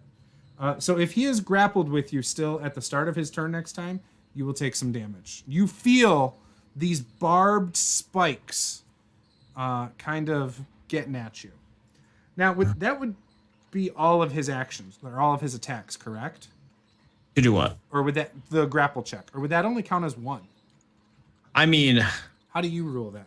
How do I rule it? I rule it that if a creature has multi-attack, then for each of its multi-attacks, it could take a grapple action. Okay. And then if it succeeded already and it still has some multi-attacks remaining, it could still attack. Okay. That's how I rule it. I don't think that's raw, but that's how I rule it because players can do the same. Yeah. That's what players can do. So I rule it that way. It makes sense to me that it counts as like an attack to grapple. So that's how I'm going to do it too. So he's going to do 2 claw attacks while he's got you grappled. I mean, they're both probably going to miss. +6. Armor class 25. 23 and 24. Nope. All right, missed. So that was him. Now the good human, thing you cast that spell. I know. The human next to him, though, gets 2 scimitar attacks at advantage because you're grappled. Right? Grappling oh, doesn't. No, that has to be. Yeah, there's that next layer, right? Correct. Restraint. Yeah, grapple just reduces my speed to 0. Yep. So anyway, still gets 3 attacks. So these are the scimitar. Nope. And it's 25, you said? Correct. Third one definitely misses too. So he missed all of them. Of course. Why do I even roll against you, Caeldrim? Why? Pointless. But you guys do hear noise coming up the stairs. Oh, come on. Because somebody's playing an organ. So, back up into the top. What you doing, Dren? Oh, I think a devil must be blasted. Well, is the guy still in front of me? Yes. All right, he's getting blasted first. Now, because he's fairy fired, does that cancel out the disadvantage that I have? Yep. Yay. Anytime you have an advantage with a disadvantage, no matter what. Okay, 2 presumable hits, 25 and 22. For 9 plus 13 is 22 damage. Oh, nice. You are so close, but he is still alive. You blast him. You said 22? Total, yes. Okay. You blast him. He bumps into Zed, staggers back, and he's still in between you two. Okay. That's all. I'm saving my bonus action still. All right. Caeldrim. Yeah. My turn? Yeah. All right, sweet. So this devil's going to get whacked. The one that's grappling me thinks he's all big and bad. I'm smoking him with my mace a couple times. Okay. This is on the devil? Yeah, the one that's grappling me. Oh, baby. That was a critical hit right there. All right. Nat 20. And so it is 11 bludgeoning damage is magical. But I'm going to go ahead and use a spell slot to turn that into a smite as well. So stand by. Let me find my little smite thingy bobber. Divine Smite is going to be 2d8 radiant, and this is a fiend, so I'm assuming. So I'm going to get an extra 1d8, and these all get doubled because it is a critical hit. So that's going to be 6d8 extra damage. He is a fiend. Yeah. So 6d8. Stand by. I'm going to roll this for you right there. That's going to be an additional 27 points of radiant damage to this buddy boy. What was the total damage? 27. Damn. He is still standing strong. You suck. I am okay. All right, fine. Well, that was just one swing of my mace, and I'm going to swing a second time. Here we go. That was with smite too. Yeah, it was 11. It was 11 plus the 27 of smite. Damn. So a total of, what is that? 38 points of damage. All right. And here goes the second swing. And I got a 12 on that attack roll. Miss. Oh, okay. I mean, the good news is he's under half hit points. I mean, that's out of character. That's good news. Yeah, that's great. Thanks, man. Oh. You're not at disadvantage because you're grappled either, are you? No, I'm not. No. It's, like the whole grapple thing is stupid in 5e. It should just be automatically restrained. Like, I'm sorry. No, that would be really hard, really overpowered. Right now it would be. Well, it would be too, because I'd be just grappling everything and making it disadvantaged. I suppose. Vox. All right, so the one that is on, so there isn't one on me anymore. There's one on. He's still within 5 feet of you. Oh, his but attention's he's attacking. He's but it doesn't matter. Zed, no, right? Yeah, but he hasn't been hit. Correct. The one on you has not been hit. Correct. And the one on Dren is. What is he looking like? He's looking rough. Okay, and the devil and the other guy on Caeldrim, how are they doing? The human's perfect. Devil is just under half. He's bloodied. Okay. All right.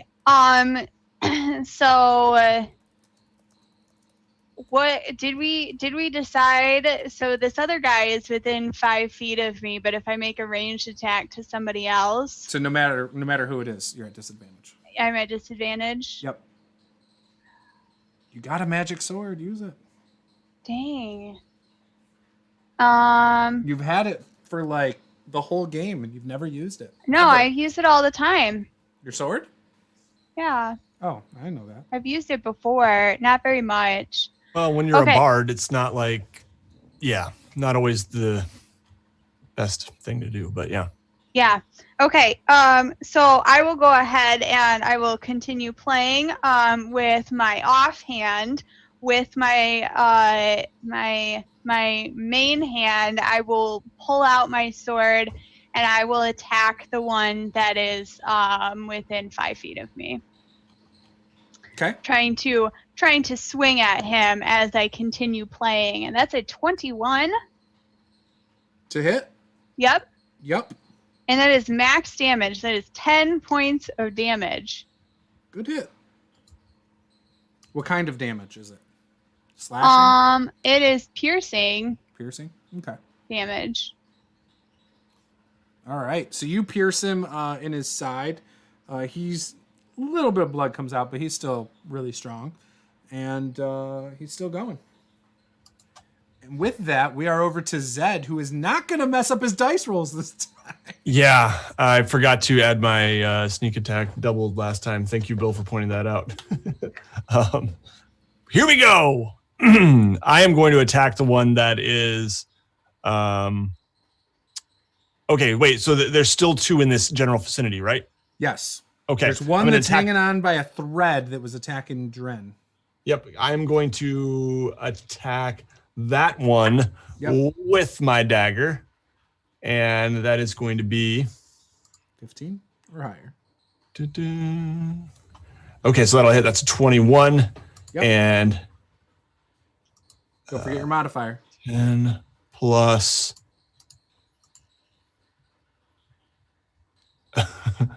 that's 22 damage, which is more than my crit was. Yeah, he had 5. So you wiped him out. Yeah. Okay. So yeah, I just imagine my dagger just right through the chest, and then I'm gonna kind of swing over to the other one with my short sword, and that is a natural 20. And 15 plus. This I doesn't don't get your modifier. Yeah, I don't get my modifier there. So that is just going to be 4 plus. Yeah, it's 15 damage. That's with double damage dice, though. Oh, no. Right? Thank you for. Okay, hold on. I'm just making sure D&D Beyond is doing its job right, because it did add my modifier. So yeah, it's 1d6, but double 2d6. Okay, so yeah, it's 10 damage, not 15. Okay. All right, so you hit him pretty good, and that's the one that Paula just hit too. So, so there's one now between the three of you over there.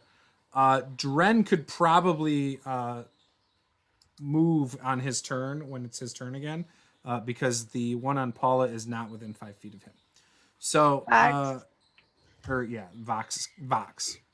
So, with that, it is my turn. You guys see coming up the stairs, awkwardly, are these giant crabs. Literally, like,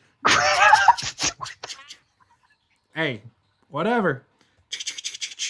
And with them is a spined devil, and they're all coming up on Caeldrim's side. So, Caeldrim, you have to take 1d10 damage from the grapple. That is 8 points of damage, and he is then going to do his multi-attack on you. So he's going to claw, and he'll hurl a flame. Miss. Oh, wait. Yeah, miss. Plus 25 still. Yep. And then his hurl flame, he's going to hurl it over at, well, he's just going to hurl it in your face.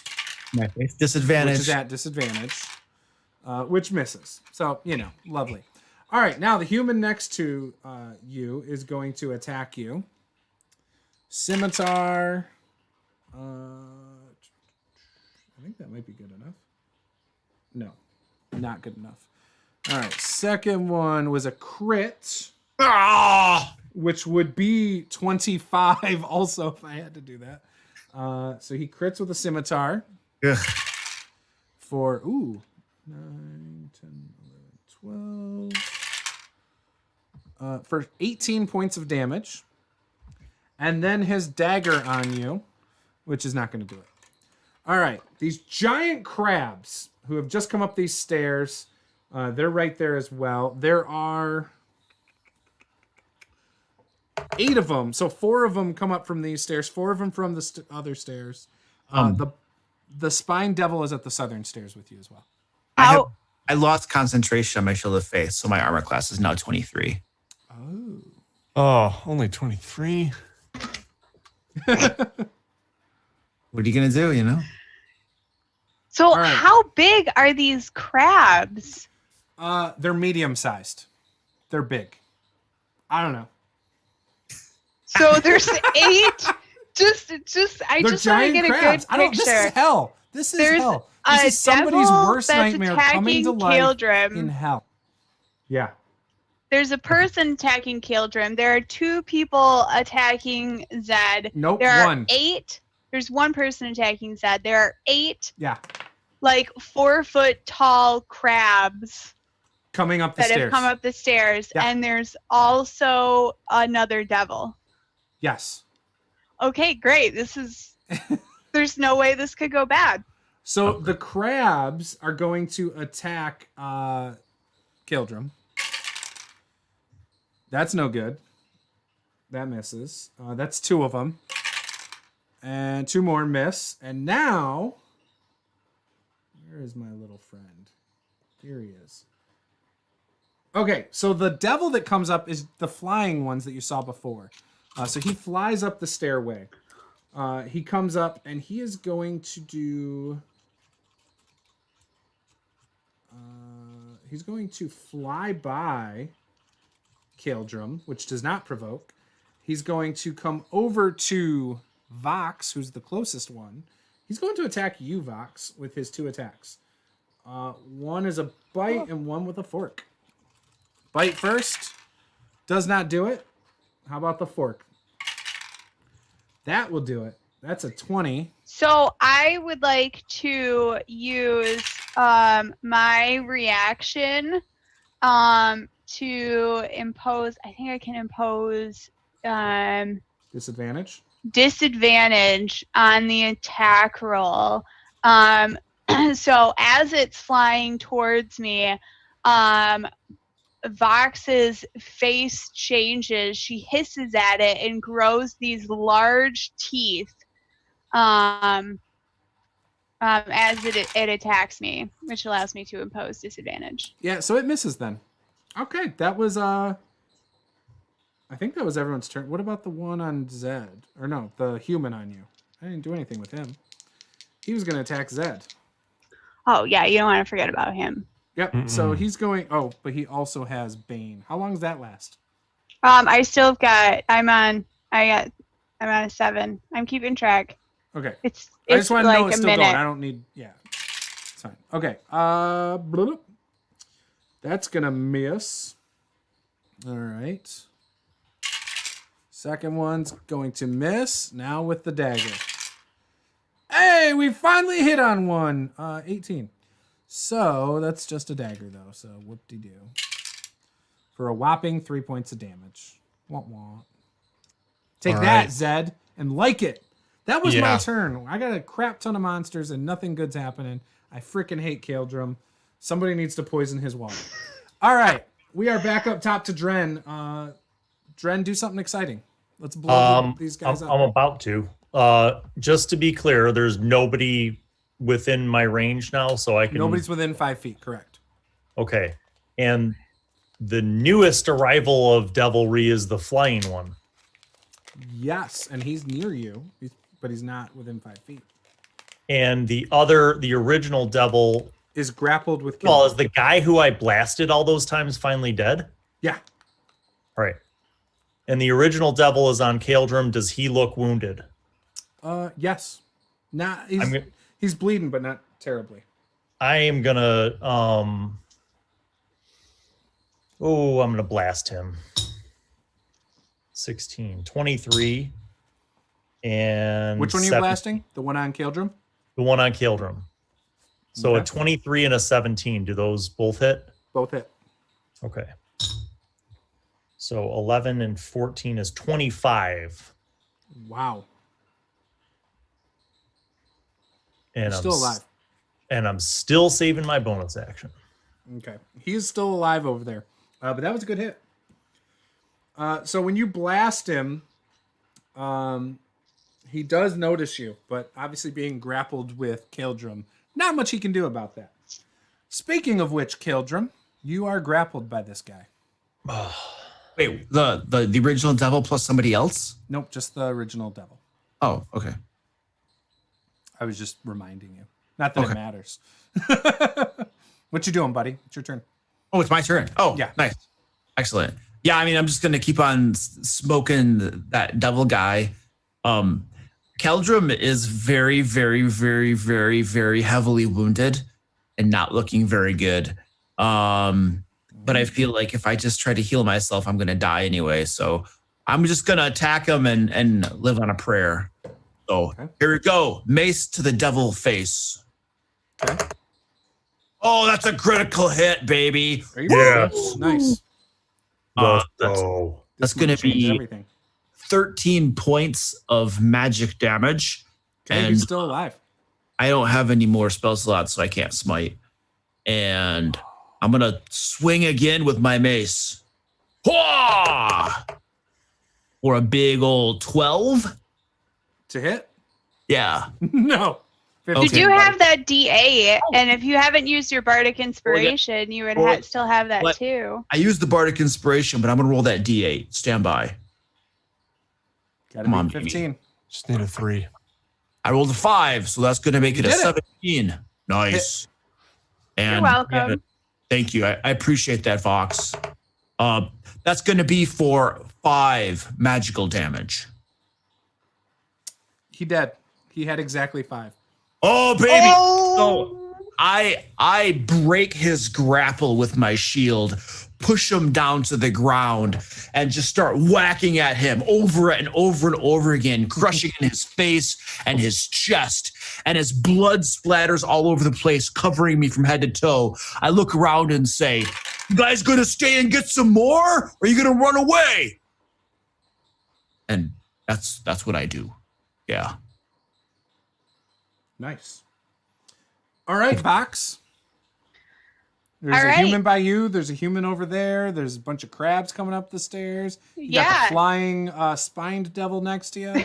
There's so many options, so many things you could do. You know right what? now, That's right? the beauty of RPGs. You have options. There's so many limitless. choices. So many choices. And I don't feel limited by the rules or my abilities or anything. So, okay. You don't have the illusion of choice. So, I just want to say I do have the illusion of choice because all I can do is Eldritch Blast. But now I'm going to go back to my hole.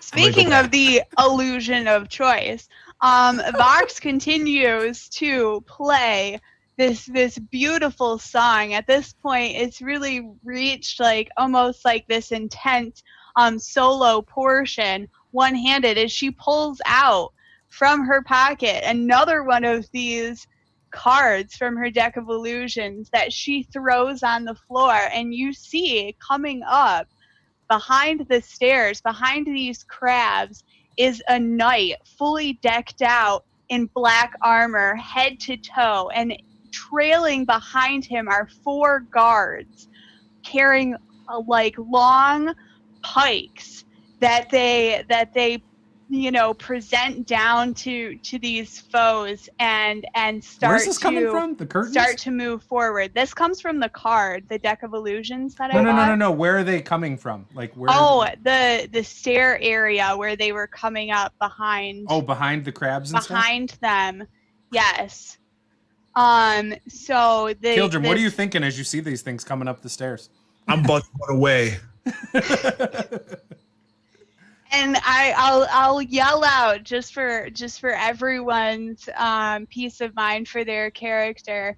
They're here to help us. They're on our side. But also seeing my companion over there sort of mortally wounded, I will use one of my dwindling spell slots to use my bonus action to cast Healing Word on Caeldrim in an attempt to hopefully help him last through this round, and that does a max of 9. Oh, baby. So that's pretty good. Yeah. That's real good. and that is all Vox has. So I don't know. Still keeping up Bane. You got some knights to contend with and Healing Word. Whatever happened to that hill giant? It disappears Oh, that was after. downstairs. That's right. Yeah, that was after. Yeah. All right. That was pretty cool. So what were these things again coming up the stairs? I'm sorry. It is it's a knight and 4 like like- full-plated knights running up the stairs. I mean, all it says is a knight and 4 guards. So, but okay. I would think they would look however I would imagine them I to mean, look. they sound like they'd be pretty sweet in my opinion. But Yeah. okay, I got I you. feel like they look terrifying and super distracting. Oh, yeah. Oh my God, Definitely. Vox is sucking up every bit of limelight in the cathedral. What a great turn. These knights are going to be cool. I sure hope so, man. I sure hope so. I just point out that I killed the devil. Zed. It's your turn, buddy. Okay. Zed. Okay, so You got one are human there on still you. any? Okay, yeah, that's who I'm going for. There's a not a barb devil, a spined devil flying around you. That's Okay. kind of fighting Vox a little bit. All right. Flying in and attacking and moving away. I am going to use my bonus action to disengage. I am bleeding profusely, not looking good. I'm going to move back to the curtain and kind of You could use your normal action to hide. I'm just gonna actually fire my crossbow, but I'm Okay. going to, after I do so, if I have more movement left, I'll just move behind the curtain. So Okay. Yeah, kind you of can move to the other side of the curtain. okay. So the crossbow will be Who you shooting? The human? the human. That's gonna be 22 to hit, Hits. and that will be I rolled a 1, 6 damage. Ooh. He's still looking really good. He's bleeding a little bit, but it's not that bad. Okay. And let's see. That's my. Yep. That's all I'm gonna That do. was yours. Yep. Mm-hmm. So, seeing you run to the curtain, that human who is not engaged with Vox is not engaged with Dren anymore, because we had stated that before. He's going to run after you, Right. and he is going to try and attack you. So He does have Bane on him, though. Okay, and okay, yeah. Yeah, he's gonna miss. That's like a 1 after the Bane plus his modifier. Second attack is 13 plus his modifier, which I think is a 5. Yeah, so 18. That hits. That's his second scimitar attack. So 1d6 plus 3 for a whopping 4 points of damage. Okay. And his last attack with Bane with a dagger is a 12 plus 5 is 17. That hits. All right, and that's just a whopping d4 of damage. For a total of 6 from the dagger. Okay, so the first one was 4, and the second one is 6. I don't remember. Okay, I'm just trying to see which one I want to use Uncanny Dodge on, if I can choose, I guess. Yeah, I think either way I'm down, because if there was 4 and 6, that's 10. I can have the 6. Oh no, nope. I'm still up. Okay. All right. Yeah, like That one was- hit point over there. That was his turn. Okay, so I have crabs attacking Caeldrim. They don't want to Miss. attack the knights or anything. No, they want to attack Caeldrim. Don't worry, they suck. The giant crabs are pointless. I don't know why they even have them in this adventure. Because They're a +3 to hit. They get a single attack. So, all right, they did all their attacks on him. And all of them missed. So that's cool. The flying, whatever. The other one, the spined devil is going to come back at you, Paula, and just attack you and stay with you. He's going to probably miss. Ooh, I get to close that now. That's cool. You guys killed that. And by you guys, I mean Luke. All right, so it misses with its first attack. Its second attack is going to be with his fork. That might do it. No, it won't. 15 misses. So he misses. Awesome. That is everyone's turn for the bad guy. Oh, wait, no, I forgot the guy with the scimitar on Caeldrim. Holy crap. 2 scimitars on Caeldrim. Both miss. 1 dagger on Caeldrim. Crit. Oh, come on. It's a dagger. Whoop-de-doo. Whoop-de-whoop-de-doo. You know what I've been forgetting? The human bad guys have a parry. Yeah, those. Awesome 4 need points that. of damage, Caeldrim. Oh, jeez. It's okay. I guess I could have kept my hill giant because I can dispel the illusions. Like, they don't expire. Unless something interacts with it. No, even then, it doesn't expire. It just says until dispelled. So I could have kept the hill giant. So, So that was all of their turn. right. It's now Dren's turn. Seeing Zed is in mortal danger, Dren will direct all of his eldritch energy upon the foe who is trying to attack Zed. Okay. First roll is a 24 total to hit. Hits. The second roll is a 17 to hit. Hits.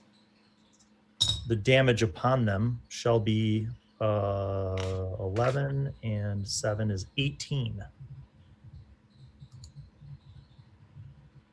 All right, he's still standing. I can but he see is now Zed, hurting. right? I can see Zed.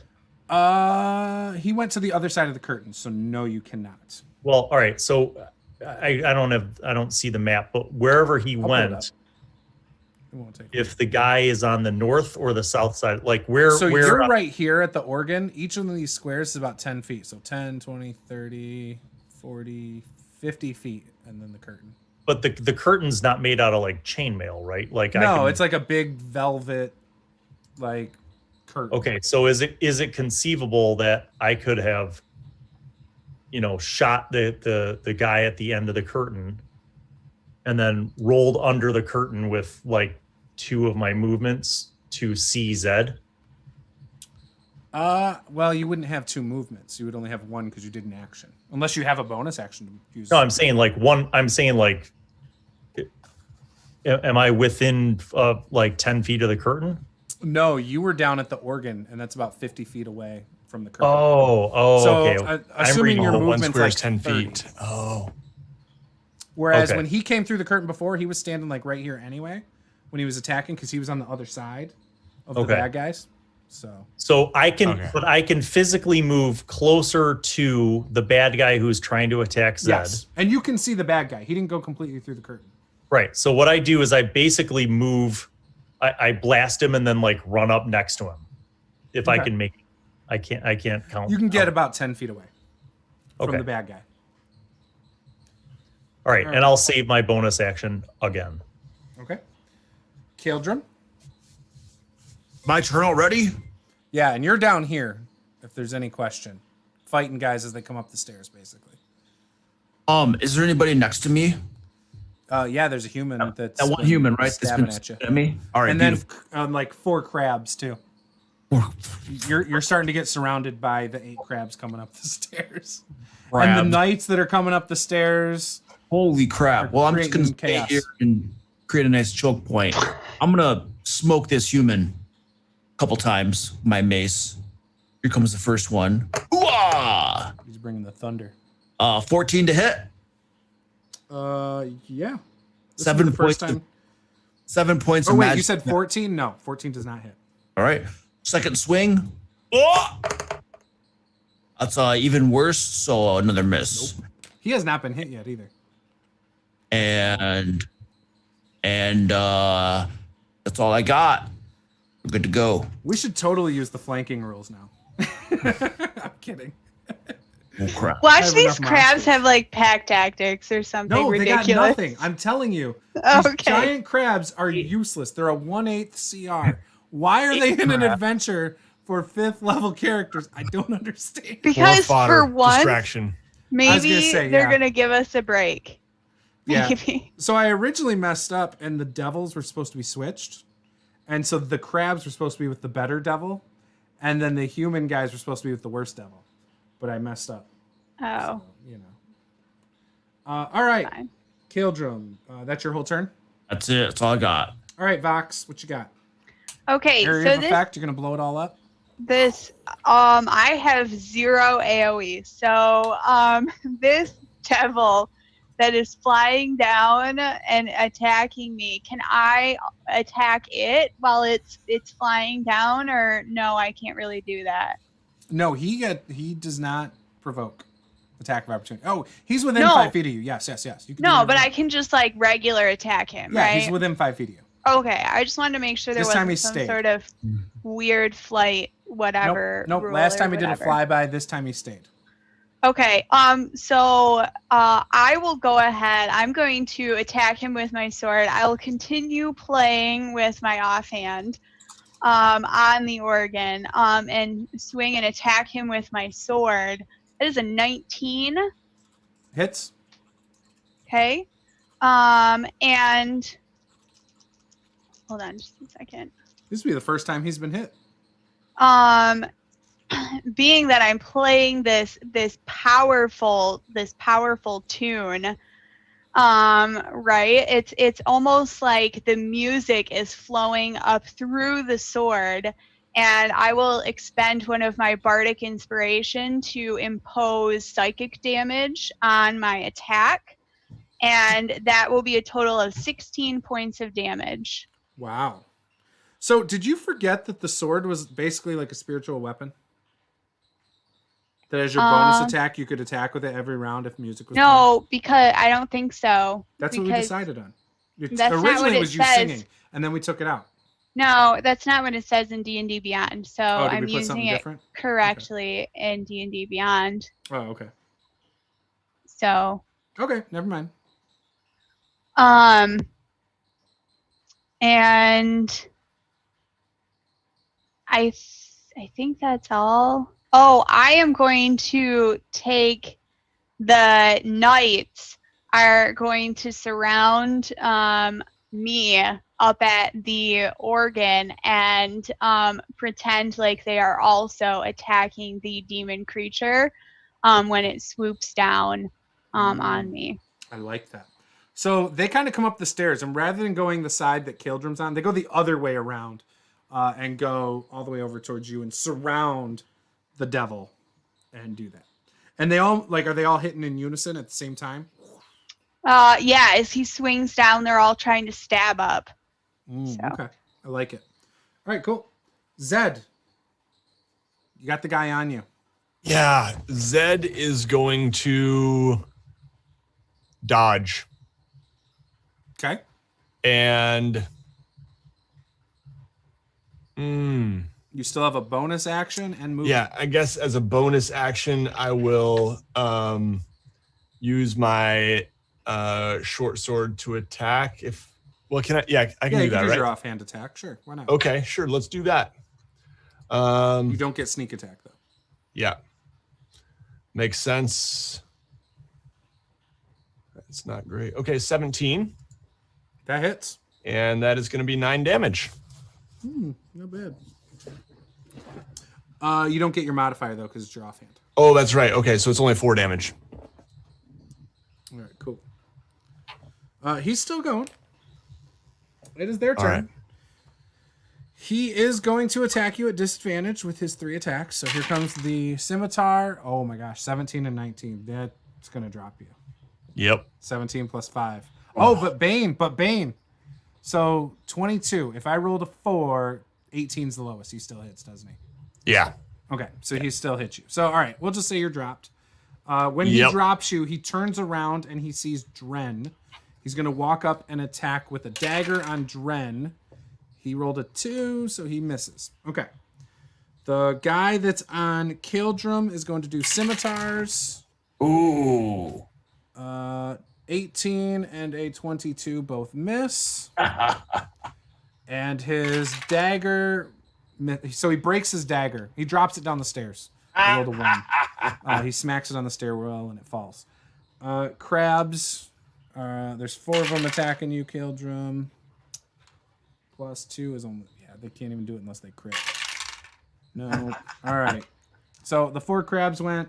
The 4 other crabs are going to start moving towards Vox. They can't close the distance this time, though. Just because there's no room around Caeldrim. And the devil that is on Vox is going to attack with a... What does he get? He's going to do 2 attacks with his spine. Oh, they're ranged. Well, that's okay. He'll fly away because he doesn't provoke. Especially since the knights are around him. What's that? Great. Nothing. Keep going. All right, so 2 with a plus 4 to hit. 17 hits. So 17. So I will use my reaction. I can add an additional plus 2 to my AC to force them to miss to bump my AC to 18. Oh, okay. So then he misses. How are you doing that? And it is now top of the order to Dren. Quick, somebody try shampoo on the crabs. Does that work? Can I see the guy who is attacking Zed? Yes. He actually came back at you and tried to attack you and missed. Oh, good. I'm going So to he's attack right there him. next to you. I'm going to attack him. Okay. Twice.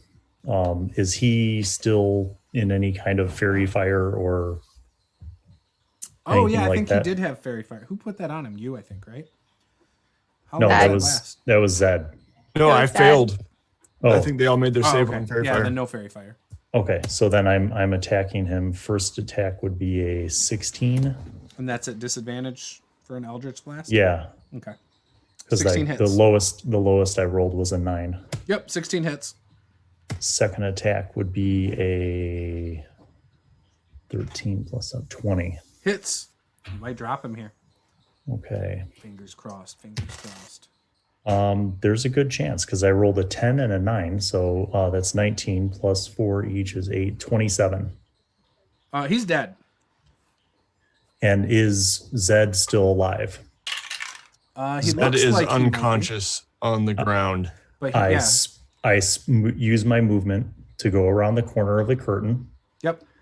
I see Zed there. Yes.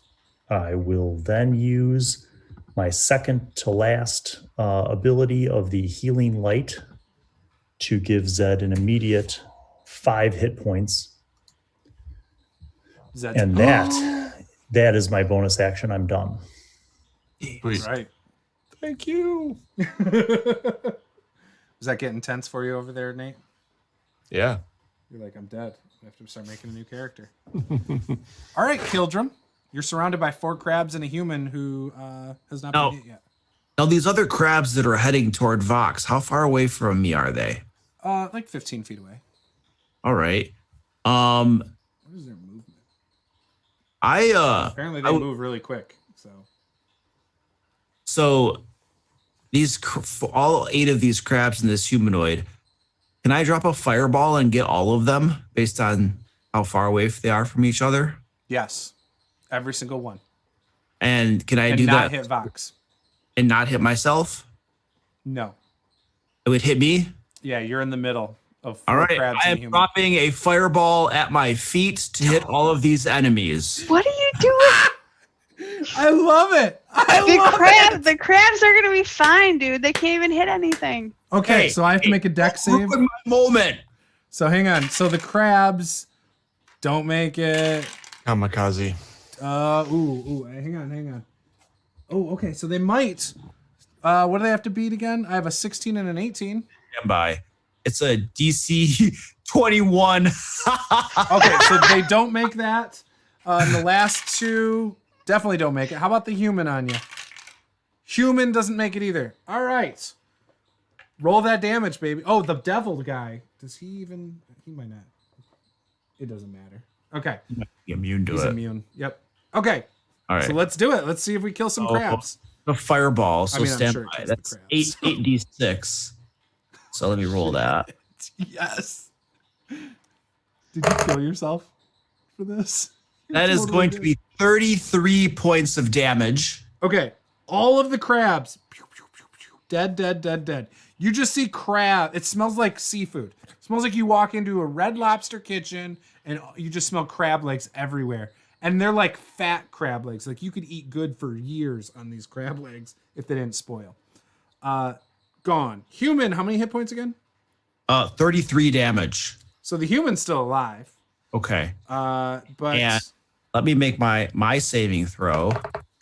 I failed my saving throw, but I'll take half damage because of my shield. oh, that's right. So I drop this fireball at my feet, flames roar out around me, burning all these crabs asunder. And as the flames clear, you guys all see Caeldrim standing there, scorched, head to toe. I am on my feet for a brief moment before I collapse down to the ground, unmoving. Oh man, that was great. Wow. You know what? Just because I love that, you get inspiration for that. Make sure. You might not get to use it, but You might not. Lying. That's Now with this character. No. That Luckily, transfers inspiration next. stays with the player, not the character. Wow, that was great, dude. All right. I really like that. Rock and roll. So, I'll Vox, just heal me. your favorite person in the whole world just blew himself up and took out 8 crabs, half a human. What are you doing? All right. Clearly, he did that to save you. So It was obvious.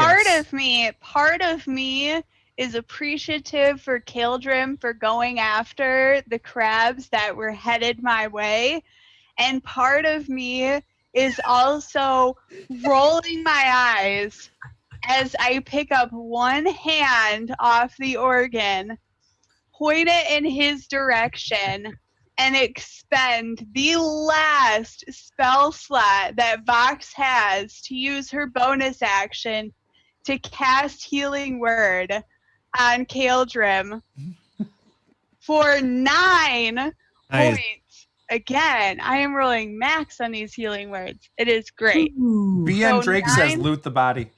I mean, I could take the shield, I guess.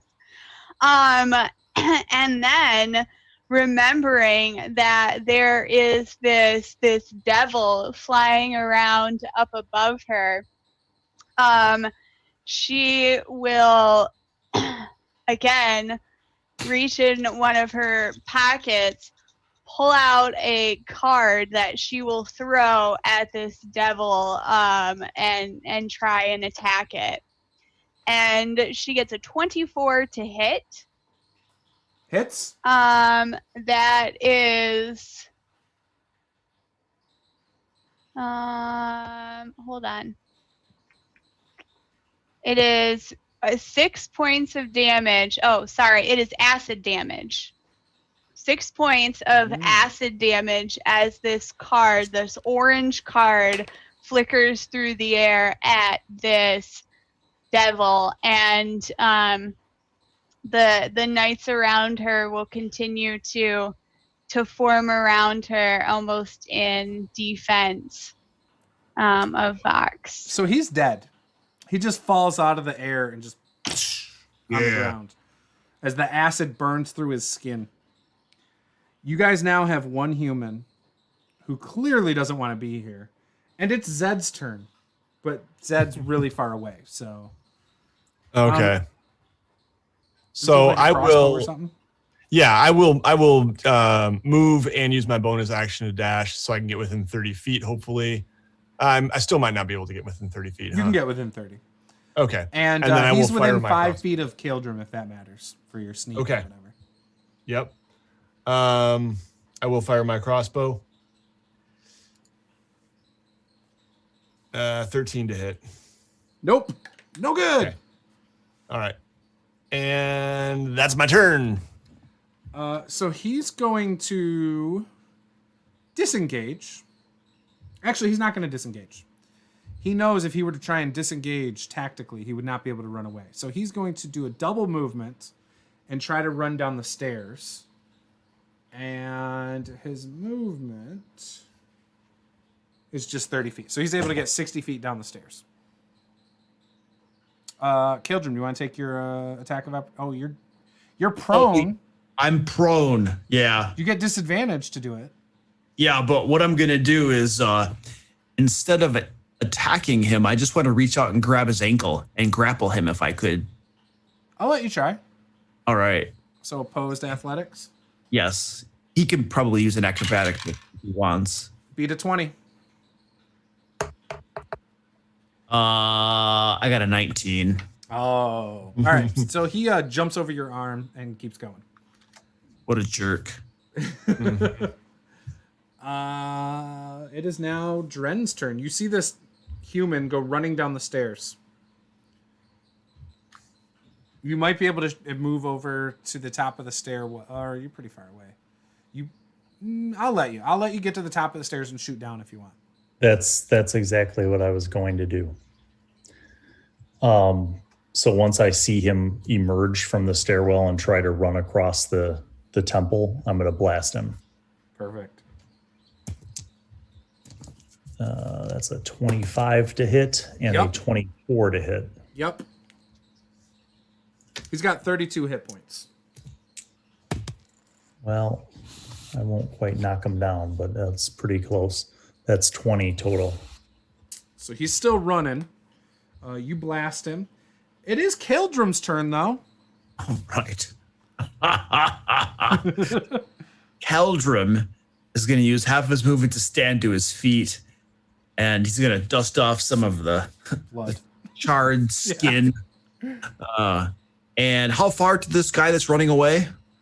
If you said, he's about 60 feet down he went down the stairs. And obviously movement downstairs isn't just straight down. It's running around in a circle. So, gee, 60 feet, this guy's fast. All right. I'm going to... The range is closer because the way stairs are, but he's moved 60 feet. He's just moving in a circle down the stairs. So maybe he's about 30 feet away from me. Yeah, we could say that. Straight distance. All right. Yeah. So I'm going to, put my mace into its little belt loop. Actually, 20 feet is away from you because that's the level. All right. I'm hoisting a javelin, looking down at him and saying, "Hey, heads up!" Flipping a javelin at him. That's a critical hit, baby. Beat 12. For 9 plus 4 is 13 points of damage. You killed him. That javelin goes right through the base of his neck, out his chest, and drops him. I love it. So there's bodies of shit everywhere. Everywhere, especially around Caeldrim. Yeah. With the crabs and stuff. Everyone's just dead, incinerated. It's crazy. And the organ. Are you still playing it, Paula, or do you just... I was going to say, actually at this point, with all of them dead, Vox stops playing the organ, takes a huge sigh, and just sits down at what I assume there's some sort of like chair bench. Or whatever there, bench for the organ, and just like lets out this enormous sigh as she is completely exhausted after the amount of energy that she has expended. Beautiful. I'm gonna walk over to Vox and look at her, get her attention, and say, I just want to thank you for bringing me back a few times there. It was kind of touch and go, and I was on the verge of death. And I'm going to be honest, your healing touch reminded me of the blessings of Torm, and I'm quite appreciative and all that. I'm probably still going to mock you and make fun of you, but just know that it's coming from a good place in my heart, Yeah. This is like a touching moment. I feel like that was a little bit of progress, Caeldrim.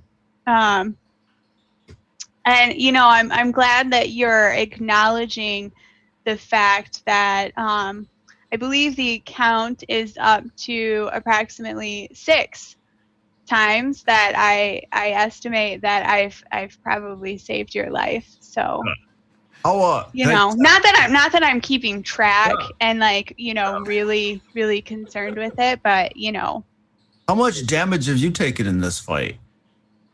I actually took 0 points of damage while killing the flying demon fiend thing that was up there. Yeah, can I just point out all of these dead bodies and all the people that were attacking me? And that's why you didn't take any damage. So, yeah, you heal, I tank. I thought we were making progress, Caeldrim. This is our contract. You heal, I tank. One step forward, 2 steps backwards. How about Zed? Zed kind of collapsed to the stairs. Yeah, I held up the peace offering and she rejected it. So Zed kind of collapses to the stairs by the organ, and just kind of coughing up blood, and says, "Dren, thank you." And then I just kind of lean back on the stairs, holding my head, and yeah.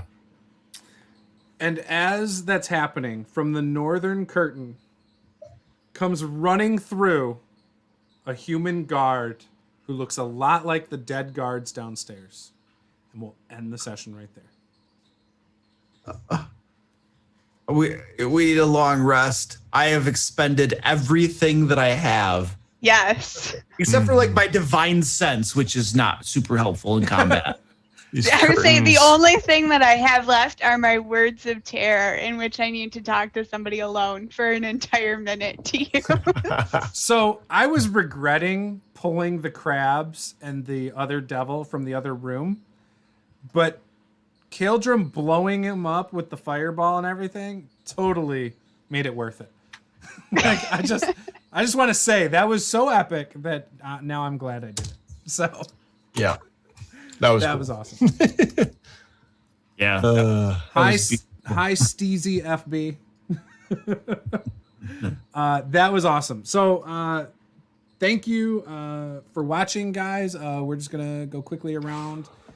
Nobody died except for Rhea, so that's pretty awesome. I honestly expected. I thought for a minute Zed and Caeldrim were gonna die, and I thought once they dropped, it was basically Paula's character Vox and Dren were gonna fall shortly after. Halfway through, I thought they were all gonna die. So but it was pretty sweet. It worked out pretty well. I probably would have started pulling out illusion cards in the hopes that I would get like Red Dragon or something. So I was rolling. I do want you guys to know I was rolling for the humans to run over here, and I kept making the save. And I was like, nope, they're just gonna stay and keep fighting, I guess. Yeah. Like the idea of running and getting killed by a demon or devil, or just dying in combat. So I was like, yeah, it's okay, I guess. So running would not have been forgiven. So with that, what do you guys got going on this week? Anything good? We'll start with you, Luke, if you want to plug your stuff or say anything you got going on stream-wise. I have a YouTube channel called the DM Lair. I publish videos to it. There's always videos. It's beautiful. I told Paula I was considering using your trap video against you tonight. About the room that filled with water. Yeah, he nice. was like, so how would you feel if I potentially like killed Caeldrim using his own trap that he designed? I would love the irony. He would, yeah, but you'd be like, well, I swim to the floor, I lift the door, and I deactivate it. Like, I'd be like, I know exactly. Like, wow, he knows. Metagaming, yeah. That was a good video. Thanks. Paula, what are you painting this week? Are you still doing the Baylor? I gotta actually do stuff to the Baylor and everything. Mm-hmm. So yeah, I don't know. I'll finish that up. I'm sure we're playing games this week. I don't know which ones. Pathfinder and something no, else. Pathfinder is not this week. It was supposed to be yesterday, but it was a holiday, so it's 2 weeks from yesterday. Oh, okay. So we have Tyranny of Dragons on Saturday. Oh, we have Tyranny of Dragons and something about 70 system. I don't think that's this week, is it? Oh, it's Friday. It's this Friday. Yeah. Wow, my schedule in my head is all messed up. You are correct. So we're playing 70 system Friday, and then we're playing Tyranny of Dragons Saturday. Yep. Cool. Yep. All right. Nate, what you got going on? So I'm streaming my Icewind Dale campaign. Next game is the 11th at 8 p.m. EST. So that's about a week away. And yeah, other than that, not too much going on. Cool. Bill, got anything to plug this week? Bill may have had to leave. That's okay. That's okay. Go check out Bill Allan World on YouTube. Twitter, all the places. Bill Allan. Over here we've got obviously tomorrow I have a morning stream. We'll go live at about 11 a.m. We do that every Sunday now. We also have, like Paula said, mini painting on Wednesday. Thursday, Pulp Cthulhu. Friday is our... Is it Friday? I think Friday is our 70 system. Might be Saturday. I don't know. Or Sunday. It's on my calendar for Friday. And then Saturday, Tyranny of Dragons. And then obviously Sunday, we're doing the morning stream again. So that's what's going on this week. Thank you guys for watching. All of you in the chat were wonderful. It was very entertaining checking in with the chat frequently. had a good time tonight, and almost got him. Almost. So with that, guys, this is Master of the Game. I'm Juice. Game on. And Happy New Year. Bye. Bye.